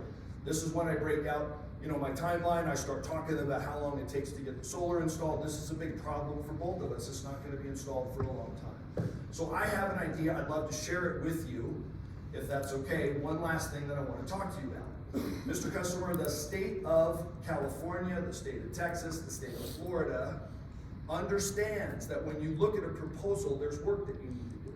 There's due diligence you need to do. You need to make sure that I'm not a scam. You need to make sure that, I have great references. You want to check my, Yelp references, my Google references, my Facebook references. You want to do all those things. I get that. I encourage you to do that. All right, but what I don't want to do is have you guys get hurt in the process. So I have an idea, and here's my idea.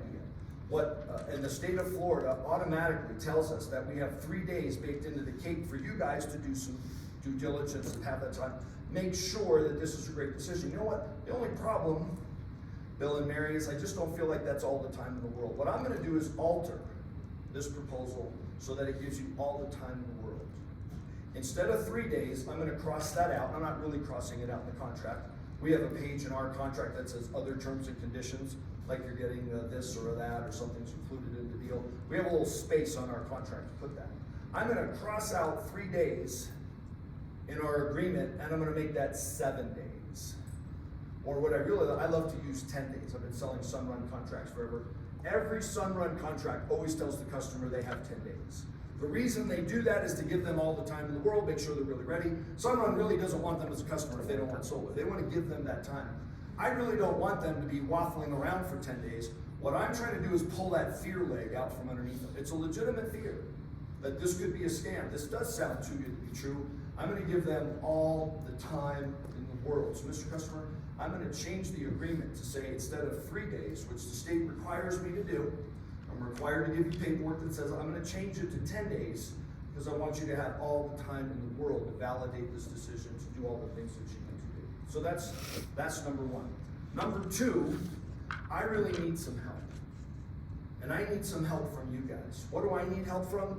We need to get a lot more customers solar in a short period of time. If you can help that, if you can help me with that, I think I have an opportunity where I can turn this deal into a grand slam for you. What I'm proposing is not a discount. What I'm proposing is not lowering the price. What I'm proposing is an exchange of value. if you just jump out there and say, I'll just lower the price, I'll just offer this, da da da da da da da, they're gonna say, well, you did that pretty quickly and I didn't have to do anything. I wonder if I hold out some more, if this number will go down. So Mr. Customer, what I'm gonna propose is an exchange of value. I need your help. I need to sell a lot more solar systems. If you're willing to help me with that, then I think I can turn this into a grand slam. The first thing, I'm gonna take a piece of paper. Number one, I need you to let me put a sign in your yard. Simple Solar, another, so another customer controlling their energy costs with Simple Solar. That's in your sign. How long will your HOA let you do that for? Is there a problem with the HOA to put a sign? When they put the pools in, you see the signs in the yard. Is that a problem? You guys think that'll be an issue for your HOA? How long do I'm gonna get a little conversation. Oh, no, that's fine. Yeah, I don't know, a couple weeks, whatever. Well, whenever they yell at you, just take the sign down. Is that okay? We'll tie down. Number two, the second thing I'm gonna need you to do, we used to get letters of references. People don't look at stuff anymore, right? They go right to Google, they go right to Yelp. I need help, right? Building our company's brand. And I want people who are really fast to leave Google reviews and Yelp reviews when they're not happy. They seem to forget when they're super happy. And my company has 9,000 customers. We have hundreds and hundreds and hundreds of reviews. And now I'm gonna use this as an opportunity to start reiterating how awesome my company is, right? How great our reviews are, how great our customers' experiences. I'm gonna be doing this. This is taking some time, by the way, right? The customer wants to know what this grand slam is, and I'm taking some time to really build some foundation. So I'm gonna need you to give me 2 Yelp reviews. One, right after this process is over, right? Right after we get this sales process going, I want you to really give us an honest critique of how this process is going. You interacting with my company to get signed up for solar. Does that work for you guys? Okay, do you guys use Yelp, Facebook? Which ones do you like best? Right? Who do you do? The third thing I'm gonna need help with is I'm gonna need the names of 3 people that that own homes. I don't need you to call them. I don't need you to tell me that you gave their references. I just need people who own homes. If you want to call them, they might want to do that because every one of them who signs up for solar, you guys are going to get $500. That's our referral program, right? And it's going to be like you're the first person in your family with an iPhone, right? Everyone is going to want to know. They're going to have questions about it. They're going to want to see it. They're going to want to talk about it. They're going to have all these questions. Mr. Customer, I want you to do me a favor in this process when you are going solar and the solar's coming on your house. Do me a favor. Do not give out my business card. Why would I not want you to give out my business card? Because they'll never call. What I want you to do is just text me their name and number. I'll have a conversation with them, and we will do the same thing we've done for you folks, which is to get you a proposal and thing. We'll show that to them, and if they're ready to move forward, you guys will get $500. So you're going to need the names of 3 people that that own a home. Who do you know that owns a home? Let's get that list going right now. Who do you know that owns a home? That's a very, very specific question. If this is going really well, you can take a moment to do that now. Who do you know that owns a home? Well, her brother owns a home, and my mom and dad own a home. Who do you know that owns a home? That's a very specific question. We're going to get those 3 names. None of them have to buy solar. We just want to keep this train rolling, keep these conversations going. We want to get you guys. This is really going to be like a franchise for you, right? You're going to be the first one in your circle that goes solar. Eventually, in the next 10 years, everyone you know that owns a home will go solar. This is going to be like a little business for you. Everyone that goes solar is going to be another $500 for you guys. Okay, so that's what I need in exchange for you. What I'm going to do on the deal side, for you guys is number 1, and I usually have kind of a very high value but low cost to me benefit. So for me, I sell SolarEdge inverters often, and the SolarEdge inverter has a 12-year warranty, right, that comes with the product, or you can extend it to a 25-year warranty. And I always tell people, by the way, no inverter's ever going to last 25 years. As I go through the presentation of the equipment, I show them the 25-year warranty on the panels. I get to the inverters. The panels last forever. We never have any service calls on panels. The inverters, they go bad. Like every so many years, you got to get this inverter replaced. We're going to do that labor and materials for the first 12 years, no cost to you at all. After 12 years, and I think the mean time between failure on the SolarEdge inverter is about 14 years. So after the warranty's over, that's when the inverter's going to go bad, and obviously you'll be out of warranty. By the way, we can extend that warranty. You guys are going to have to fit this. You're going to have to work with Mom and work with Ted and figure out, what's the offer. We're going to change the offer, and we're going to ask them to make a new decision. So in my market and my product set with SolarEdge, I'm gonna talk about a 12-year warranty being included, and that the additional warranty, I'm gonna write this right on the proposal when I do it, is $745. $745 is the retail price. What I'm going to do inside is I've already got that $745, and by the way, the wholesale cost is only like $299. So that $300 is gonna be in my proposal like an adder, like a D-rate or some piece of equipment that they needed. It's gonna be in the cost already. So when I get to this part of the presentation, I'm saying, here's the exchange of value. You do this for me. What I'm gonna do for you guys is, number one, that 12-year warranty on that inverter, I'm gonna buy you the extended warranty. That's $745. So now it's included. The day we install it, you're gonna get a packet. It's gonna have all your warranty information, and that's going to include the extended warranty on the inverter. And now you've got 25 years on the panels, you've got 25 years on the inverter, 25 years on the workmanship. Just go over the warranties one more time. You're now gonna have this super solid, no gaps warranty for the whole thing, and I'm gonna pay for that. The second thing, number two, that I'm gonna do for you, and I'm not gonna lower the price, I'm not gonna offer a discount, what I'm gonna do is compensate them. I'm usually gonna look for a number that's about 5 cents, right? So if it's a 10 kilowatt deal, it's gonna be about $500. If it's a 15 kilowatt deal, it's gonna be $750. Let's just say I just showed a 15 kilowatt deal with a customer. First thing, Mr. Customer, $750 included. That's coming from me. The second thing is my company's gonna write you a check. All right, we're gonna write you a check for $750, and that's a $750 rebate. All right, you're also going to get this check on the day that the system installs. In reality, I think we mail it out that Friday or something, right? But it's coming right at the installation. So installation, extended warranty, $750. Mr. Customer, we're gonna take $1,500 and we're gonna move that from our side of the table to your side of the table in exchange for this value where you help us get more solar sales, and we agree to give you this first 10 days so that you have all the time in the world to make sure this is a super solid decision for you and your family. Mr. Customer, Mary, Bill, does this seem like a reasonable plan? That's a good question. Can you say that one more time? Which part, the very end?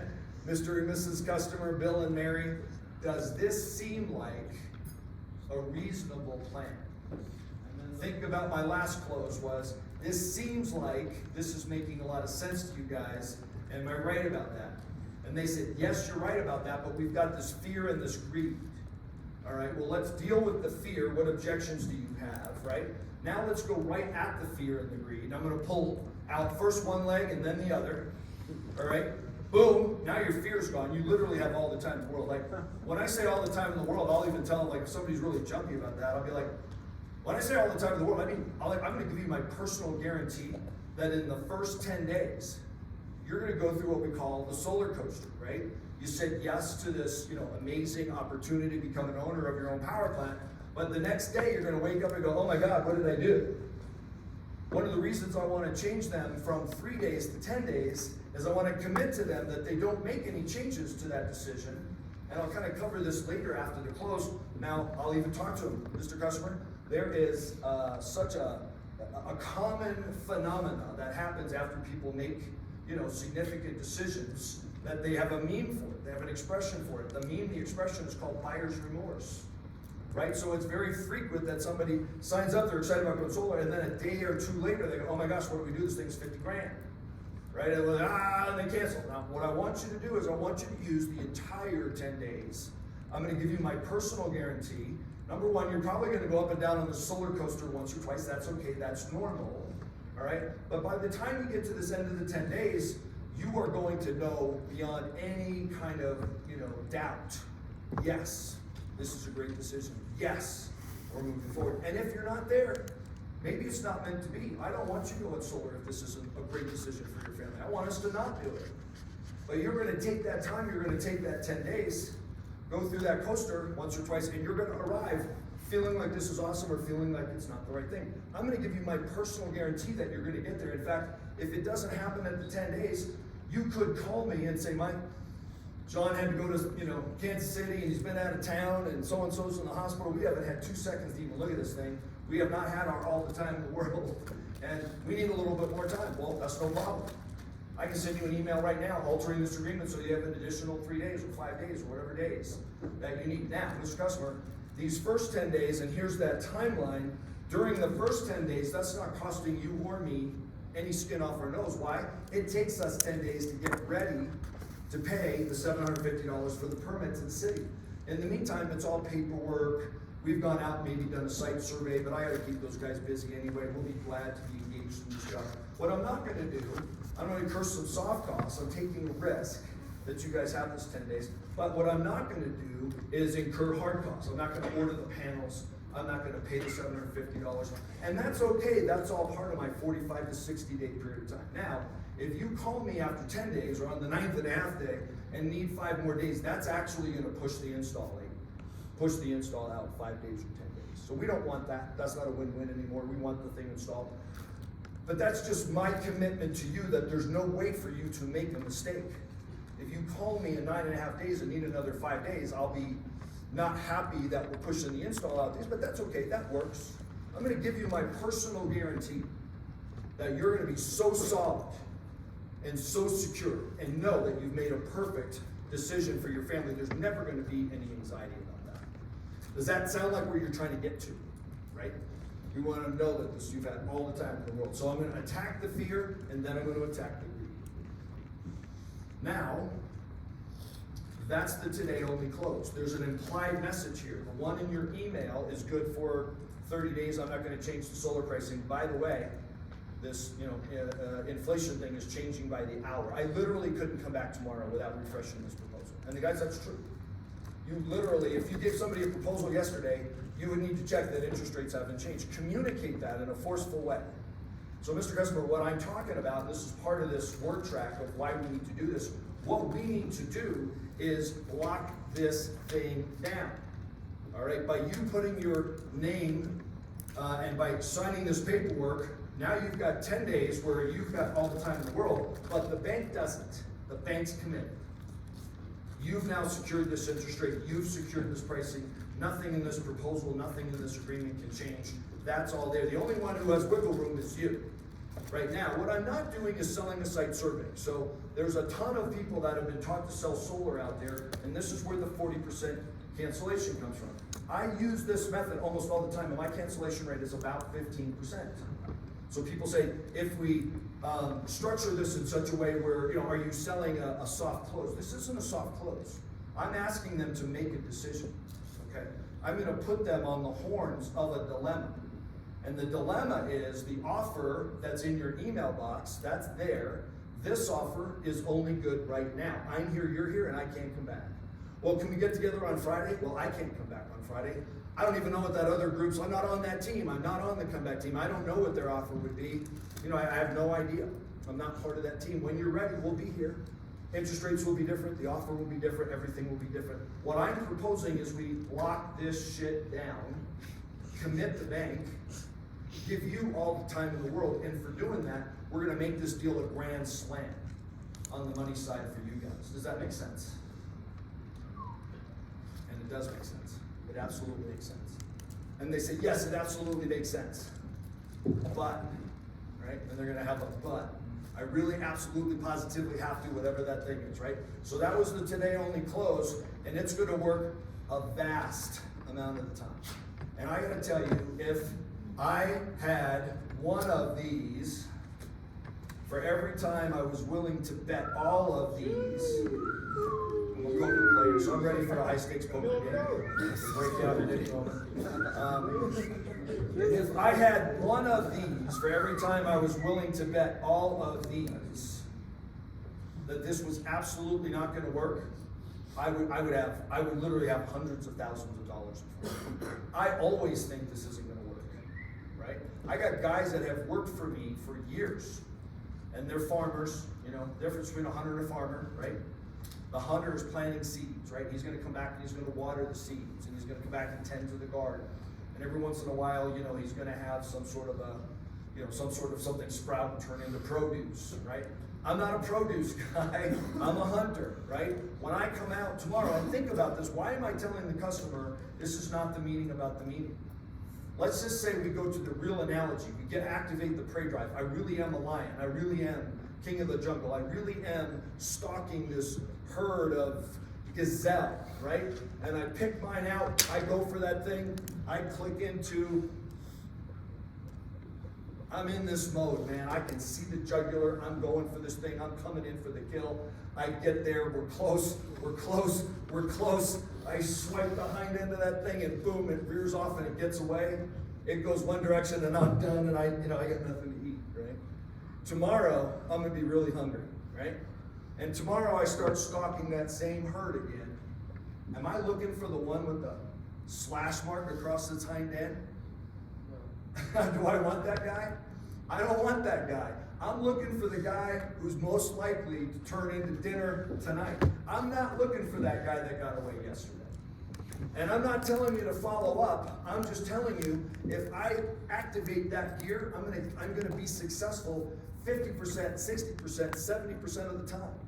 If I use that time to go back and be tending a garden and be calling people back, and the reason the guys that have worked for me for years that don't do this close is because at that moment, there's the nail. They see the nail and they look in their toolbox. This is a toolbox, right? They look in the toolbox and there's the hammer and there's the nail. And there's the hammer and there's the nail. And the customer's like, dude, this is awesome. Like, I'm going solar. I'm really glad it was you because like, I feel like we got a connection here. What's your first name again? Paul. Paul, I really feel like we got a connection here. Mary seems like she's on board. I'm really glad it was you that came. You're our guy. There's no chance we're going solar with anybody else. This is super compelling. There's no chance we're going solar. I'm a big deal, right? I'm a huge deal. I got accountants and lawyers. They literally will put me on a cross if I don't sit with them before I sign a blah, blah, blah, blah, blah. So this is happening. It's going good. I can get to my lawyers and guys tomorrow, which is Thursday. On Friday, I've got time in my calendar for 2 p.m. on Friday. Do you have an opening in your calendar? Can we get together 2 p.m. Friday when you docs? Does that work for you? Does that work? Okay, good. You just bought the objection and lost the sale. Right? That meeting's not going to happen. He's going to call you about 2 hours before that meeting and tell you, I'm such a big deal, I had to get on a plane to Kansas City and I'm gone. That meeting's not going to happen. So if you buy that objection, that's what's going to happen at that moment. And so that's the critical issue, that's the critical moment in time, is to understand the minute, the second we buy that objection, the whole opportunity is over. We go from over 50%, maybe as high as 60, 70% chance to close this thing down to, I would say, 2 or 3%. And now we're in farmer mode. And the reason the guy saw the hammer and saw the nail and said, okay, I'll come back Friday at 2, is because he didn't want to make it awkward, right? For me to say to Mr. Baller, I understand you're a baller, I understand you're a big deal, but Mr. Customer, what I really care about is you, and I really care about this process. What I want to do is turn this into a win-win, and I understand that in order to do that, I've got to make this a grand slam on the deal side. Do you need to use my words for this? I would suggest using my words a couple times or two, but what's mostly important is that these words become your words, and that the words turn into your words. They change to your word tracks, what you're comfortable with. And so I'm going to talk to you about one more thing, Mr. Baller, right? What I want to make sure is you got all the time in the world to talk to all your baller lawyers and accountants. But I want to make sure we don't lose this opportunity with the bank. Like, I think letting this go with the bank is a huge mistake. But in addition to you not making a mistake, I want to make sure this is a grand slam. Let me show you what I'm going to do for you, A, B, C, and D. I'm going to move this much money over to your side of the table. You know, Paul, does this seem like a reasonable plan? Does this seem like a reasonable plan? It does seem like a reasonable plan. You want to know why it sounds like a reasonable plan? Because it's a very reasonable plan.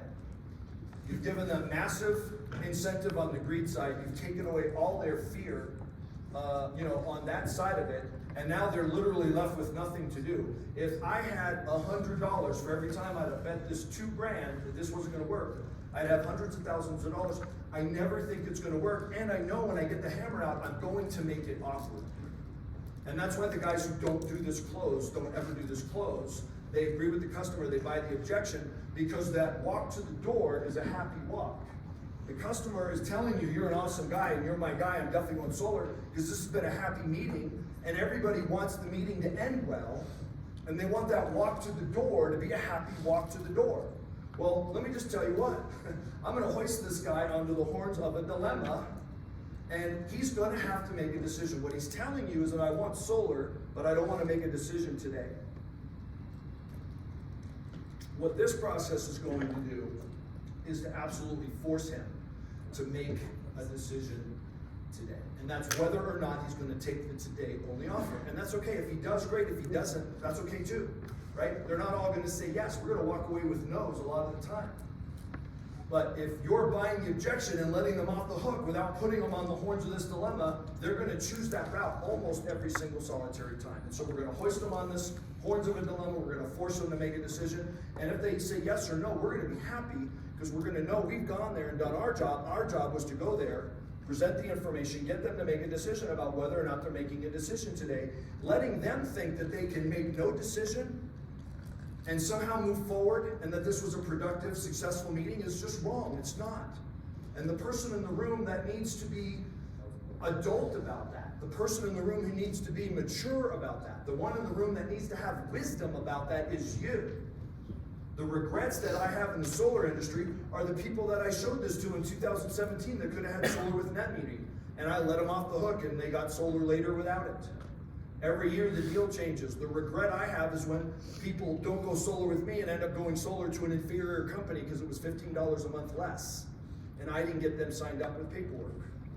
One of the beauties about getting a customer signed up with paperwork is they really won't go solar with somebody else. So even if they're in their process and they're getting 3 more solar guys to come over, if we can, hey, we're right here, let's get the process started, let's get the bank committed to this deal, and to tell you what, just for doing that, I'm gonna make this offer to you that's a grand slam. Let's get this process started. You need to see your 3 other guys, see your 3 other guys. They're not gonna sign paperwork with those guys. Why? They're doing business with me. Now they're gonna call me and go, hey, these guys were here and their deal was $7,000 cheaper. Oh yeah, that's because they, who knows why it was $7,000 cheaper, right? They were showing you the cash price, not the financing price. Do you have $47,000 in cash? No, well then that's not your price, that was the cash price. Yeah, question? How do you propose that since, if someone is interested in cash, since interest rates increasing, they're excluded? Yep. Yeah, so the interest rate thing is really an urgency play. Why it's in their advantage and my advantage to get the paperwork started today.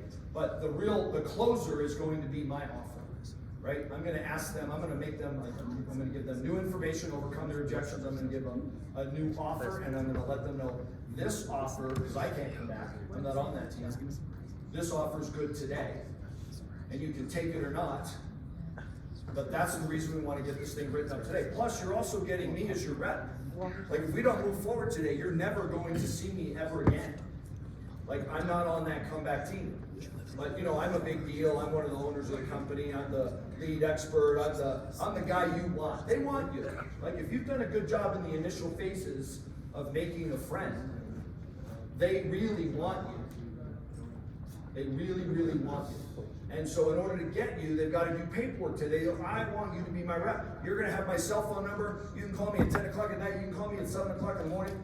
Please don't call me before 7 in the morning or after 10 o'clock, but you can, because I'm your rep. You're going to own me.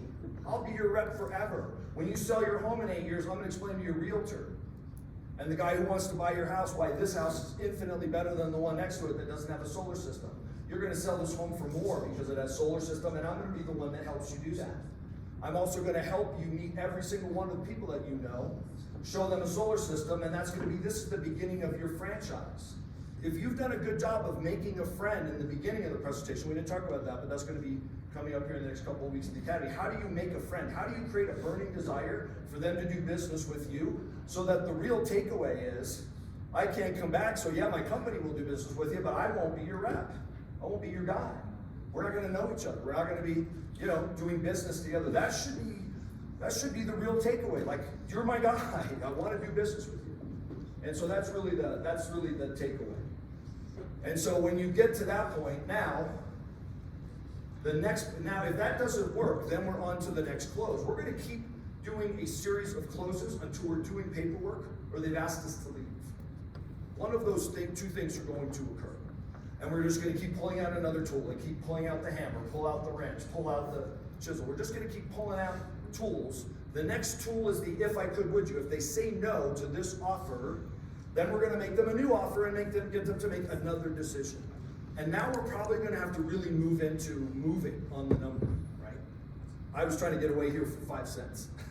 I might have to drop 15 or 20 cents, right? We're gonna enter this environment that we're talking about is A, more competitive, B, there isn't a compelling amount of savings up front, so we need to be compelling in a different way.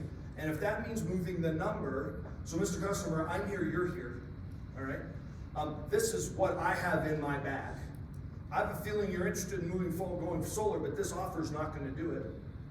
I have a feeling my boss is very interested in having these kilowatts and having this job. If I were able to get him to really move on this offer significantly, is that something you'd want to talk about? Let me just tell you, the elephant in the room is the price. At this point, he may pick up, well, here's my 3 other quotes, and you guys are $7,000 higher than the cheap guy. Well, then I'm going to go through my whole kind of song and dance about why you never want to do the worst contractor's lowest price. You always want the best contractor's best price. And Mr. Customer, I can't get to the lowest contractor's lowest price, but if you were my mom, you would get a price that was better than the one in this proposal.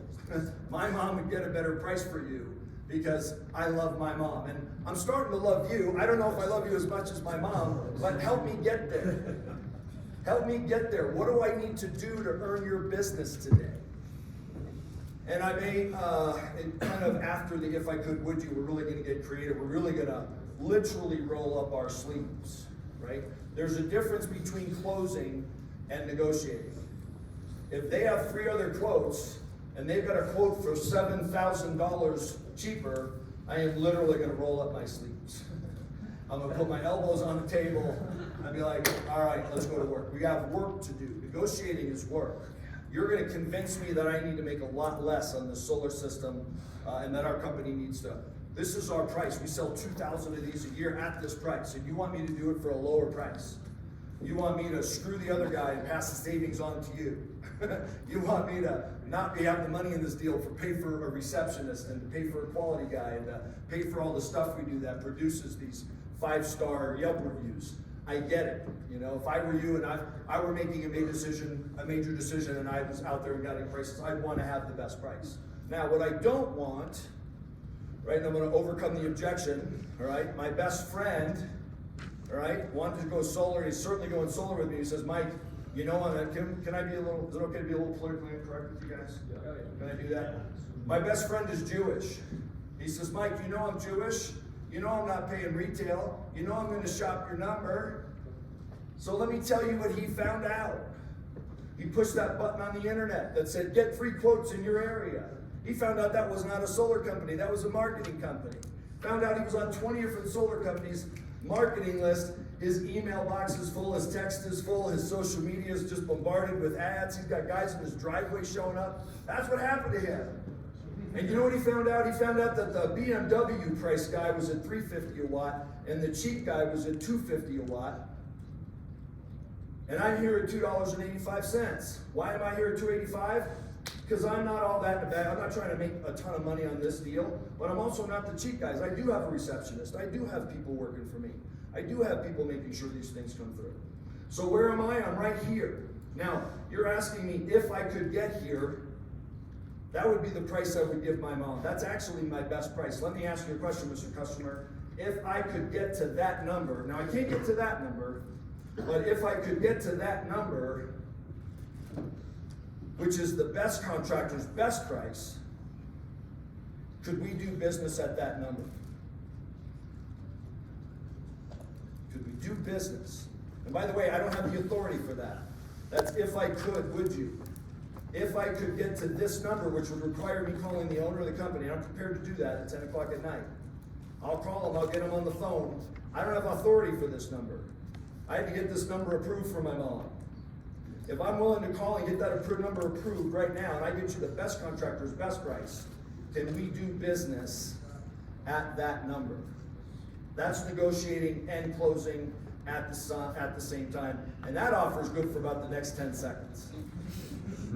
And then we're gonna fold this 10, and we'll be done. We're gonna take no for now. All right. I have 1 minute left. Who has a question?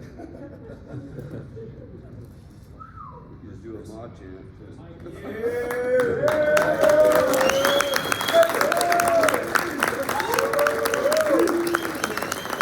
All right, who's not following me on social media?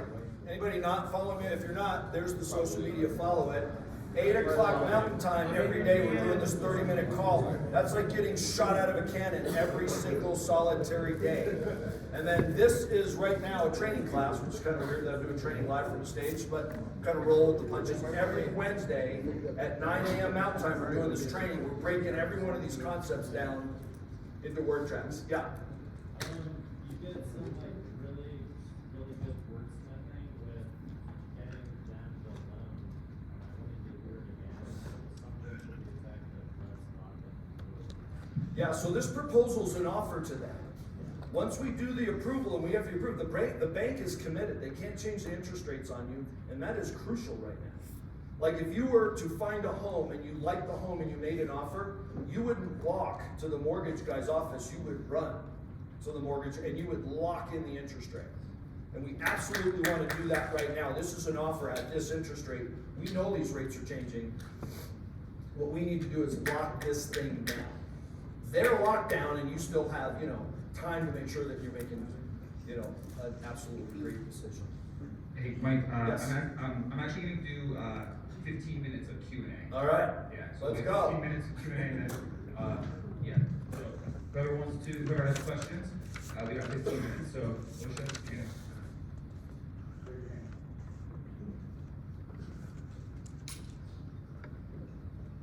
So, earlier, I want to say maybe like 20 minutes ago, when you were talking about the pitch at the door, Yes.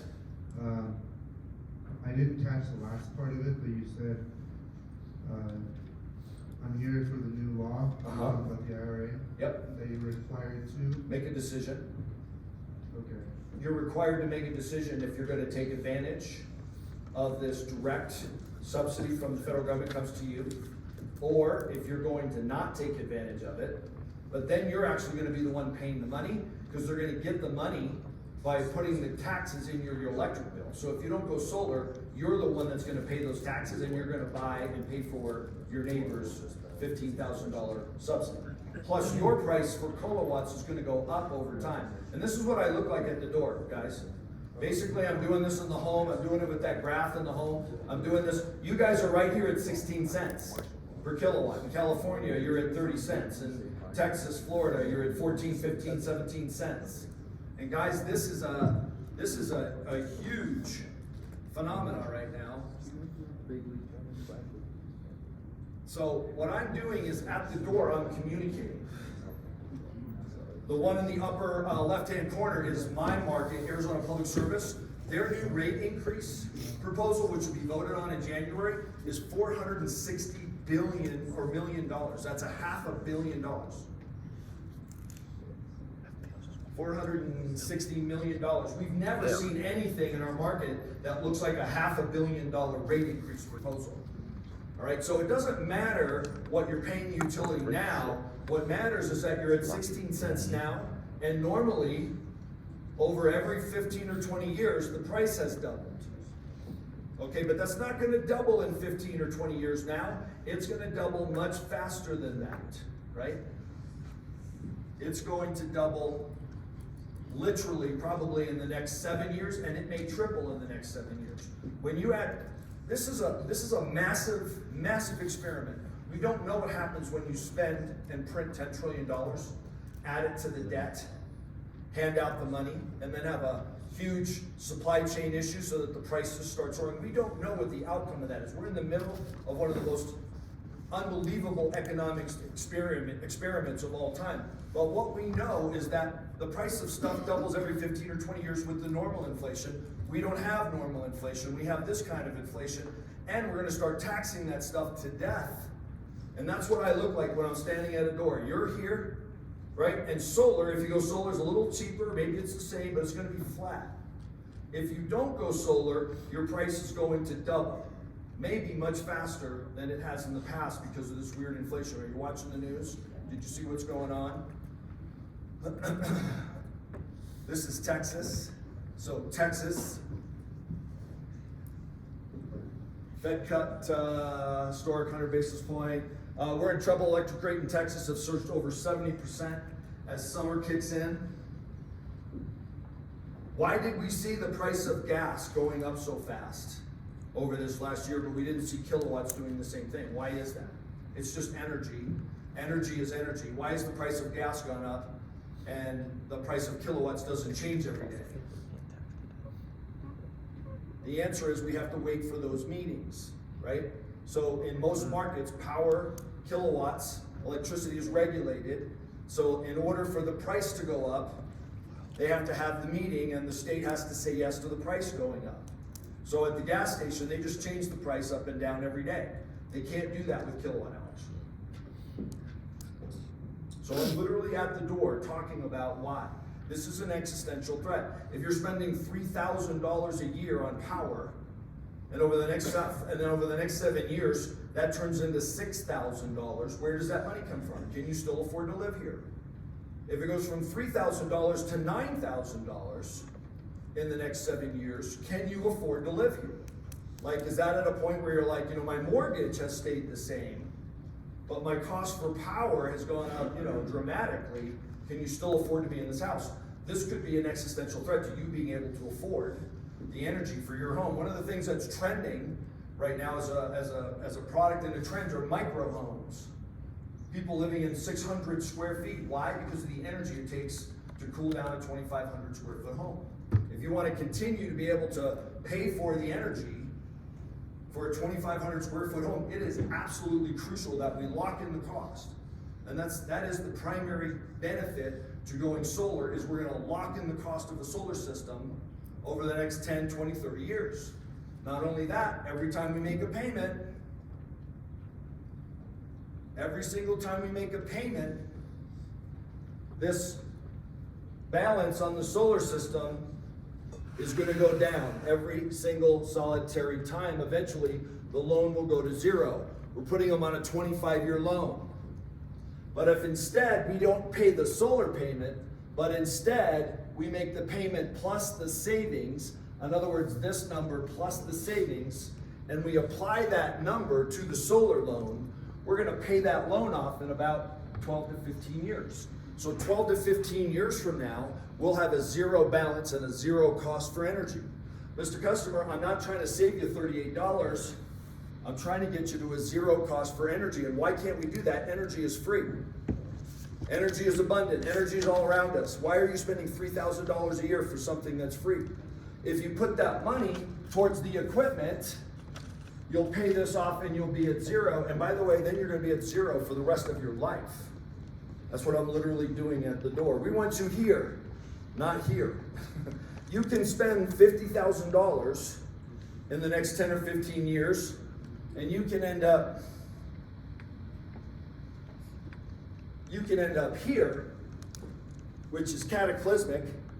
Notice the curve in that line never actually gets here. Why?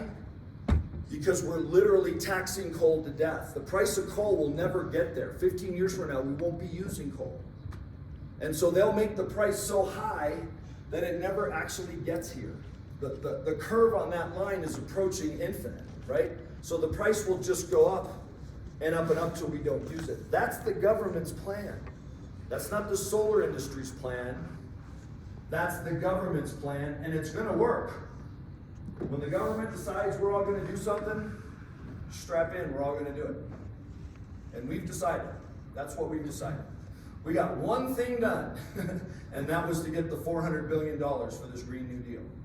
And you better take the money, or you're going to end up paying the money. All right.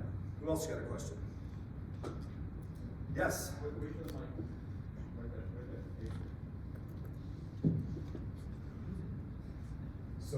So I had something strange happen that had never happened before, where I had a setter, or there was two setters that set an appointment, and then when I got there, they kind of like freaked out and they didn't really want to sit, and it just kind of turned a little awkward. So what would you say like to the setters to prep the homeowner a little bit more for the closer to come in?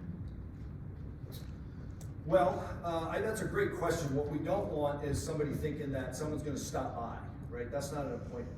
Oh, we got somebody in your area and I'll have him stop by.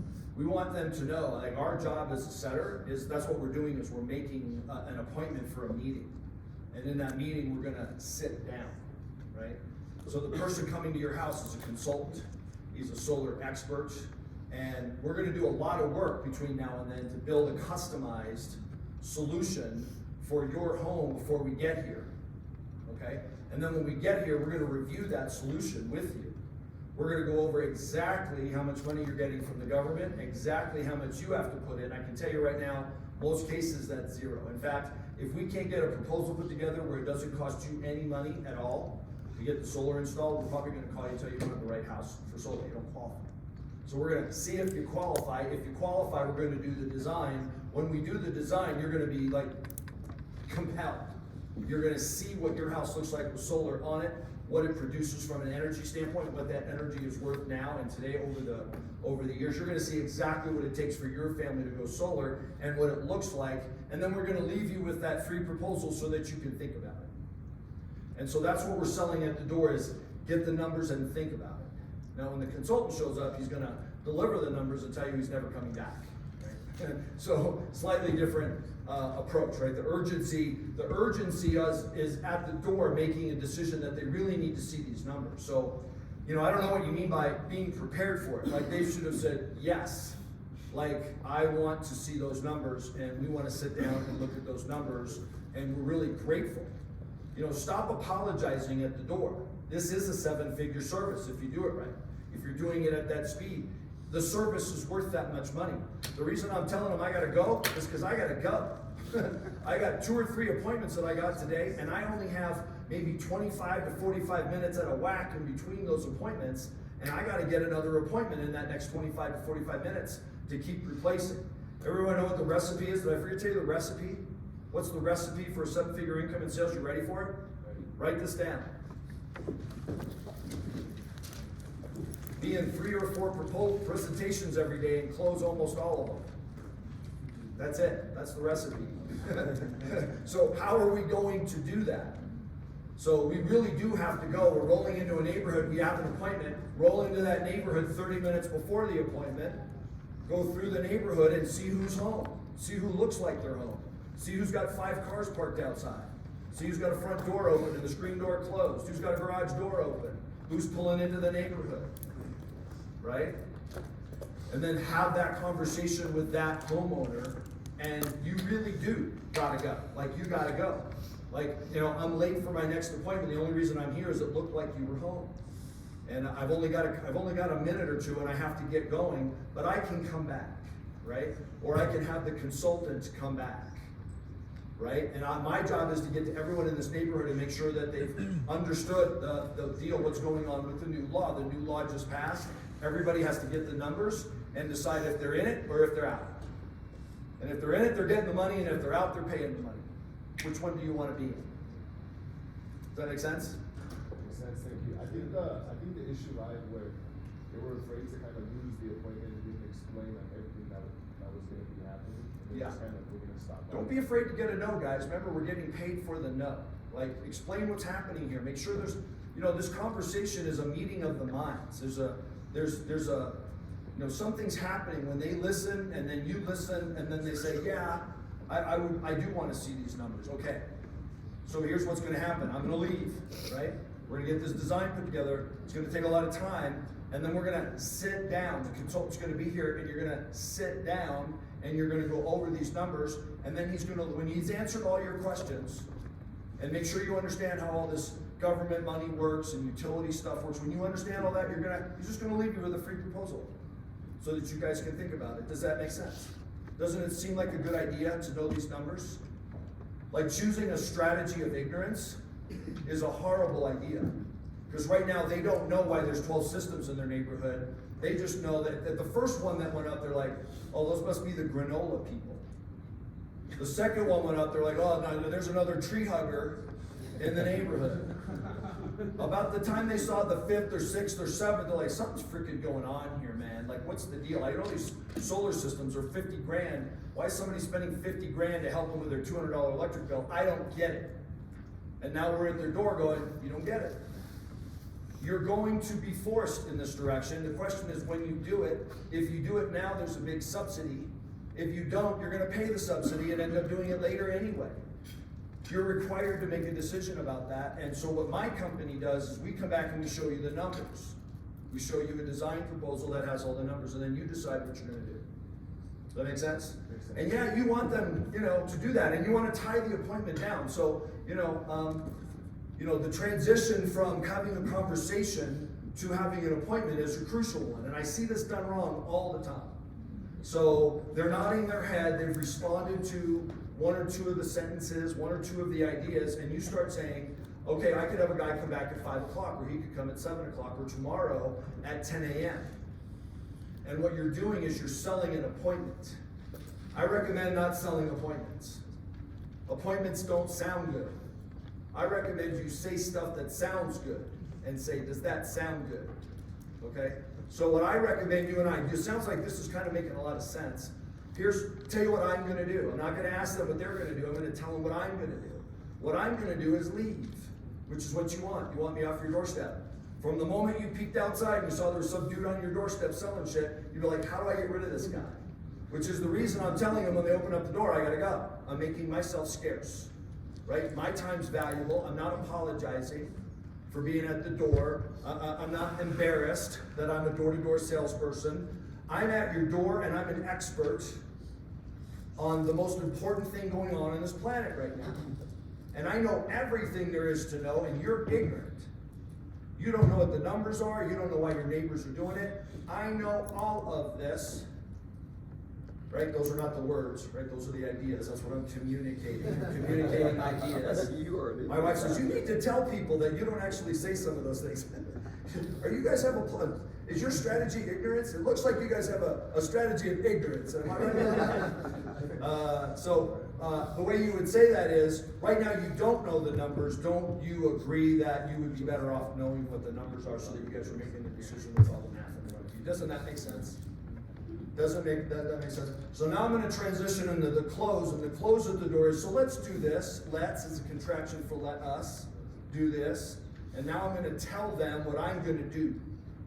Let's do this. I'm going to leave, which is what you wanted anyway. And I'm going to go to see my engineer. I'm going to sit down at my engineering station, and I'm going to build out a design for this home. And the math is going to tell you whether or not this makes sense. So I'll go do that math when you and I both have all the time in the world. Because I got to go, and I'm out of time. Looks like you're busy. When we have all the time in the world, or a short amount of time, we have a little bit of free time, then I'm going to come back, I'm going to sit with you, I'm going to show you this information, I'm going to show you the math. Now you're going to be informed about it. You're going to understand why your neighbors are doing this. You're going to know how much is coming from the government, and then you'll have this math and you guys can think about it for a while. Doesn't that sound like a good idea? And you know what? It does sound like a good idea. And that's the close. Doesn't it sound like a good idea? Would it be a good idea to know what these numbers are? Don't you guys think you'd be better off understanding what the math is and just understanding why your neighbors are doing this? How much money the government's going to give you? Would you like to know how much money the government's going to extract from you to pay for your neighbor's solar system if you don't do it? Wouldn't it be a good idea to know that information? Yes, that would be a great idea. Okay, perfect. Oh wait, I need a couple of things. One, I need a copy of your, electric bill. So is that online, or do they mail it to the house? It's online. You got your phone? Can you pull your phone out? Yep, I just need you to go to, Southwest Edison. Oh, you forgot your password. Just hit the password button. I'm taking control. Let's do this. Get your phone out. Go to the utility website. Let's get the bill. The other thing I need is a picture of your electrical bill. I was talking to Caleb last night. He's made a lot more money this year. because he's figured out how to make sure his proposals have the amount of money in it that they need for the electrical modifications, instead of having all those come out of their commissions. So in order to do that, you need an electrical load calculation. You can be taught how to do that. I can't teach you how to do that, but Jay Katz can teach you how to do that, right? We can teach you how to do that, so you can put the $3,000 for the MPU in it. The other piece of information I need, Mr. Customer, is a picture of your meter and your electrical panel. You got your shoes on? Can you come with me for just a minute? By the way, how long have you guys lived here in the neighborhood? Right? I'm gonna continue to build rapport. We're gonna walk around to the side of the, oh, it looks like you guys got plenty of room on the side of the house here. It looks like we'll have plenty of room to put. We're gonna have an inverter. I'm gonna start visualizing the solar system. We're gonna have an inverter. It's about this size. It'll be right here next to the electrical box. It's gonna feed the power from the solar in here. Let's open up the box. Then you're gonna take a picture of the electrical panel so that you can do a load calculation. And that's gonna tell you if you can add solar or not without needing a new box. And that's gonna save you $3,000 in commissions. I recommend you learn how to do that. Perfect. I got the bill. I got the pictures I need. I think we're all done here. Perfect. Appreciate the time. Oh, wait. One more thing. I need to know when the consultant's coming back. I need to know, you and I now have a job to do. I'm not selling an appointment. You and I now need an appointment. So I need to know when the consultant's coming back. It's gonna take us, I don't know, an hour or two to put this design together. Would you and your husband be available at 4 o'clock tonight? Or would 6 o'clock be better? Oh, tonight's soccer. Soccer's not gonna work. Wednesday night is not gonna work. So as that effect, in that case, let's think about tomorrow. Tomorrow is Thursday. Thinking about your calendar on Thursdays. Are you guys home during the day? Is daytime better or evening better? No, we work during the day, home at night. Okay, well let's do this at 5 o'clock tomorrow, or would 7 o'clock be better? This is an exercise. Now I'm not selling an appointment, I'm just going through the exercise with the customer, and at the completion of this exercise, we're gonna have an appointment. Now, barring some sort of weird accident or something like that, is there any reason Thursday night at 6 o'clock is not gonna work for you guys? Okay, perfect. The consultant's coming out, he's making a special trip. Right? So you're talking about that. He's making a special trip just to meet with you. He's not stopping by. All right. Guys, you've been a wonderful audience. It's great to be with you guys.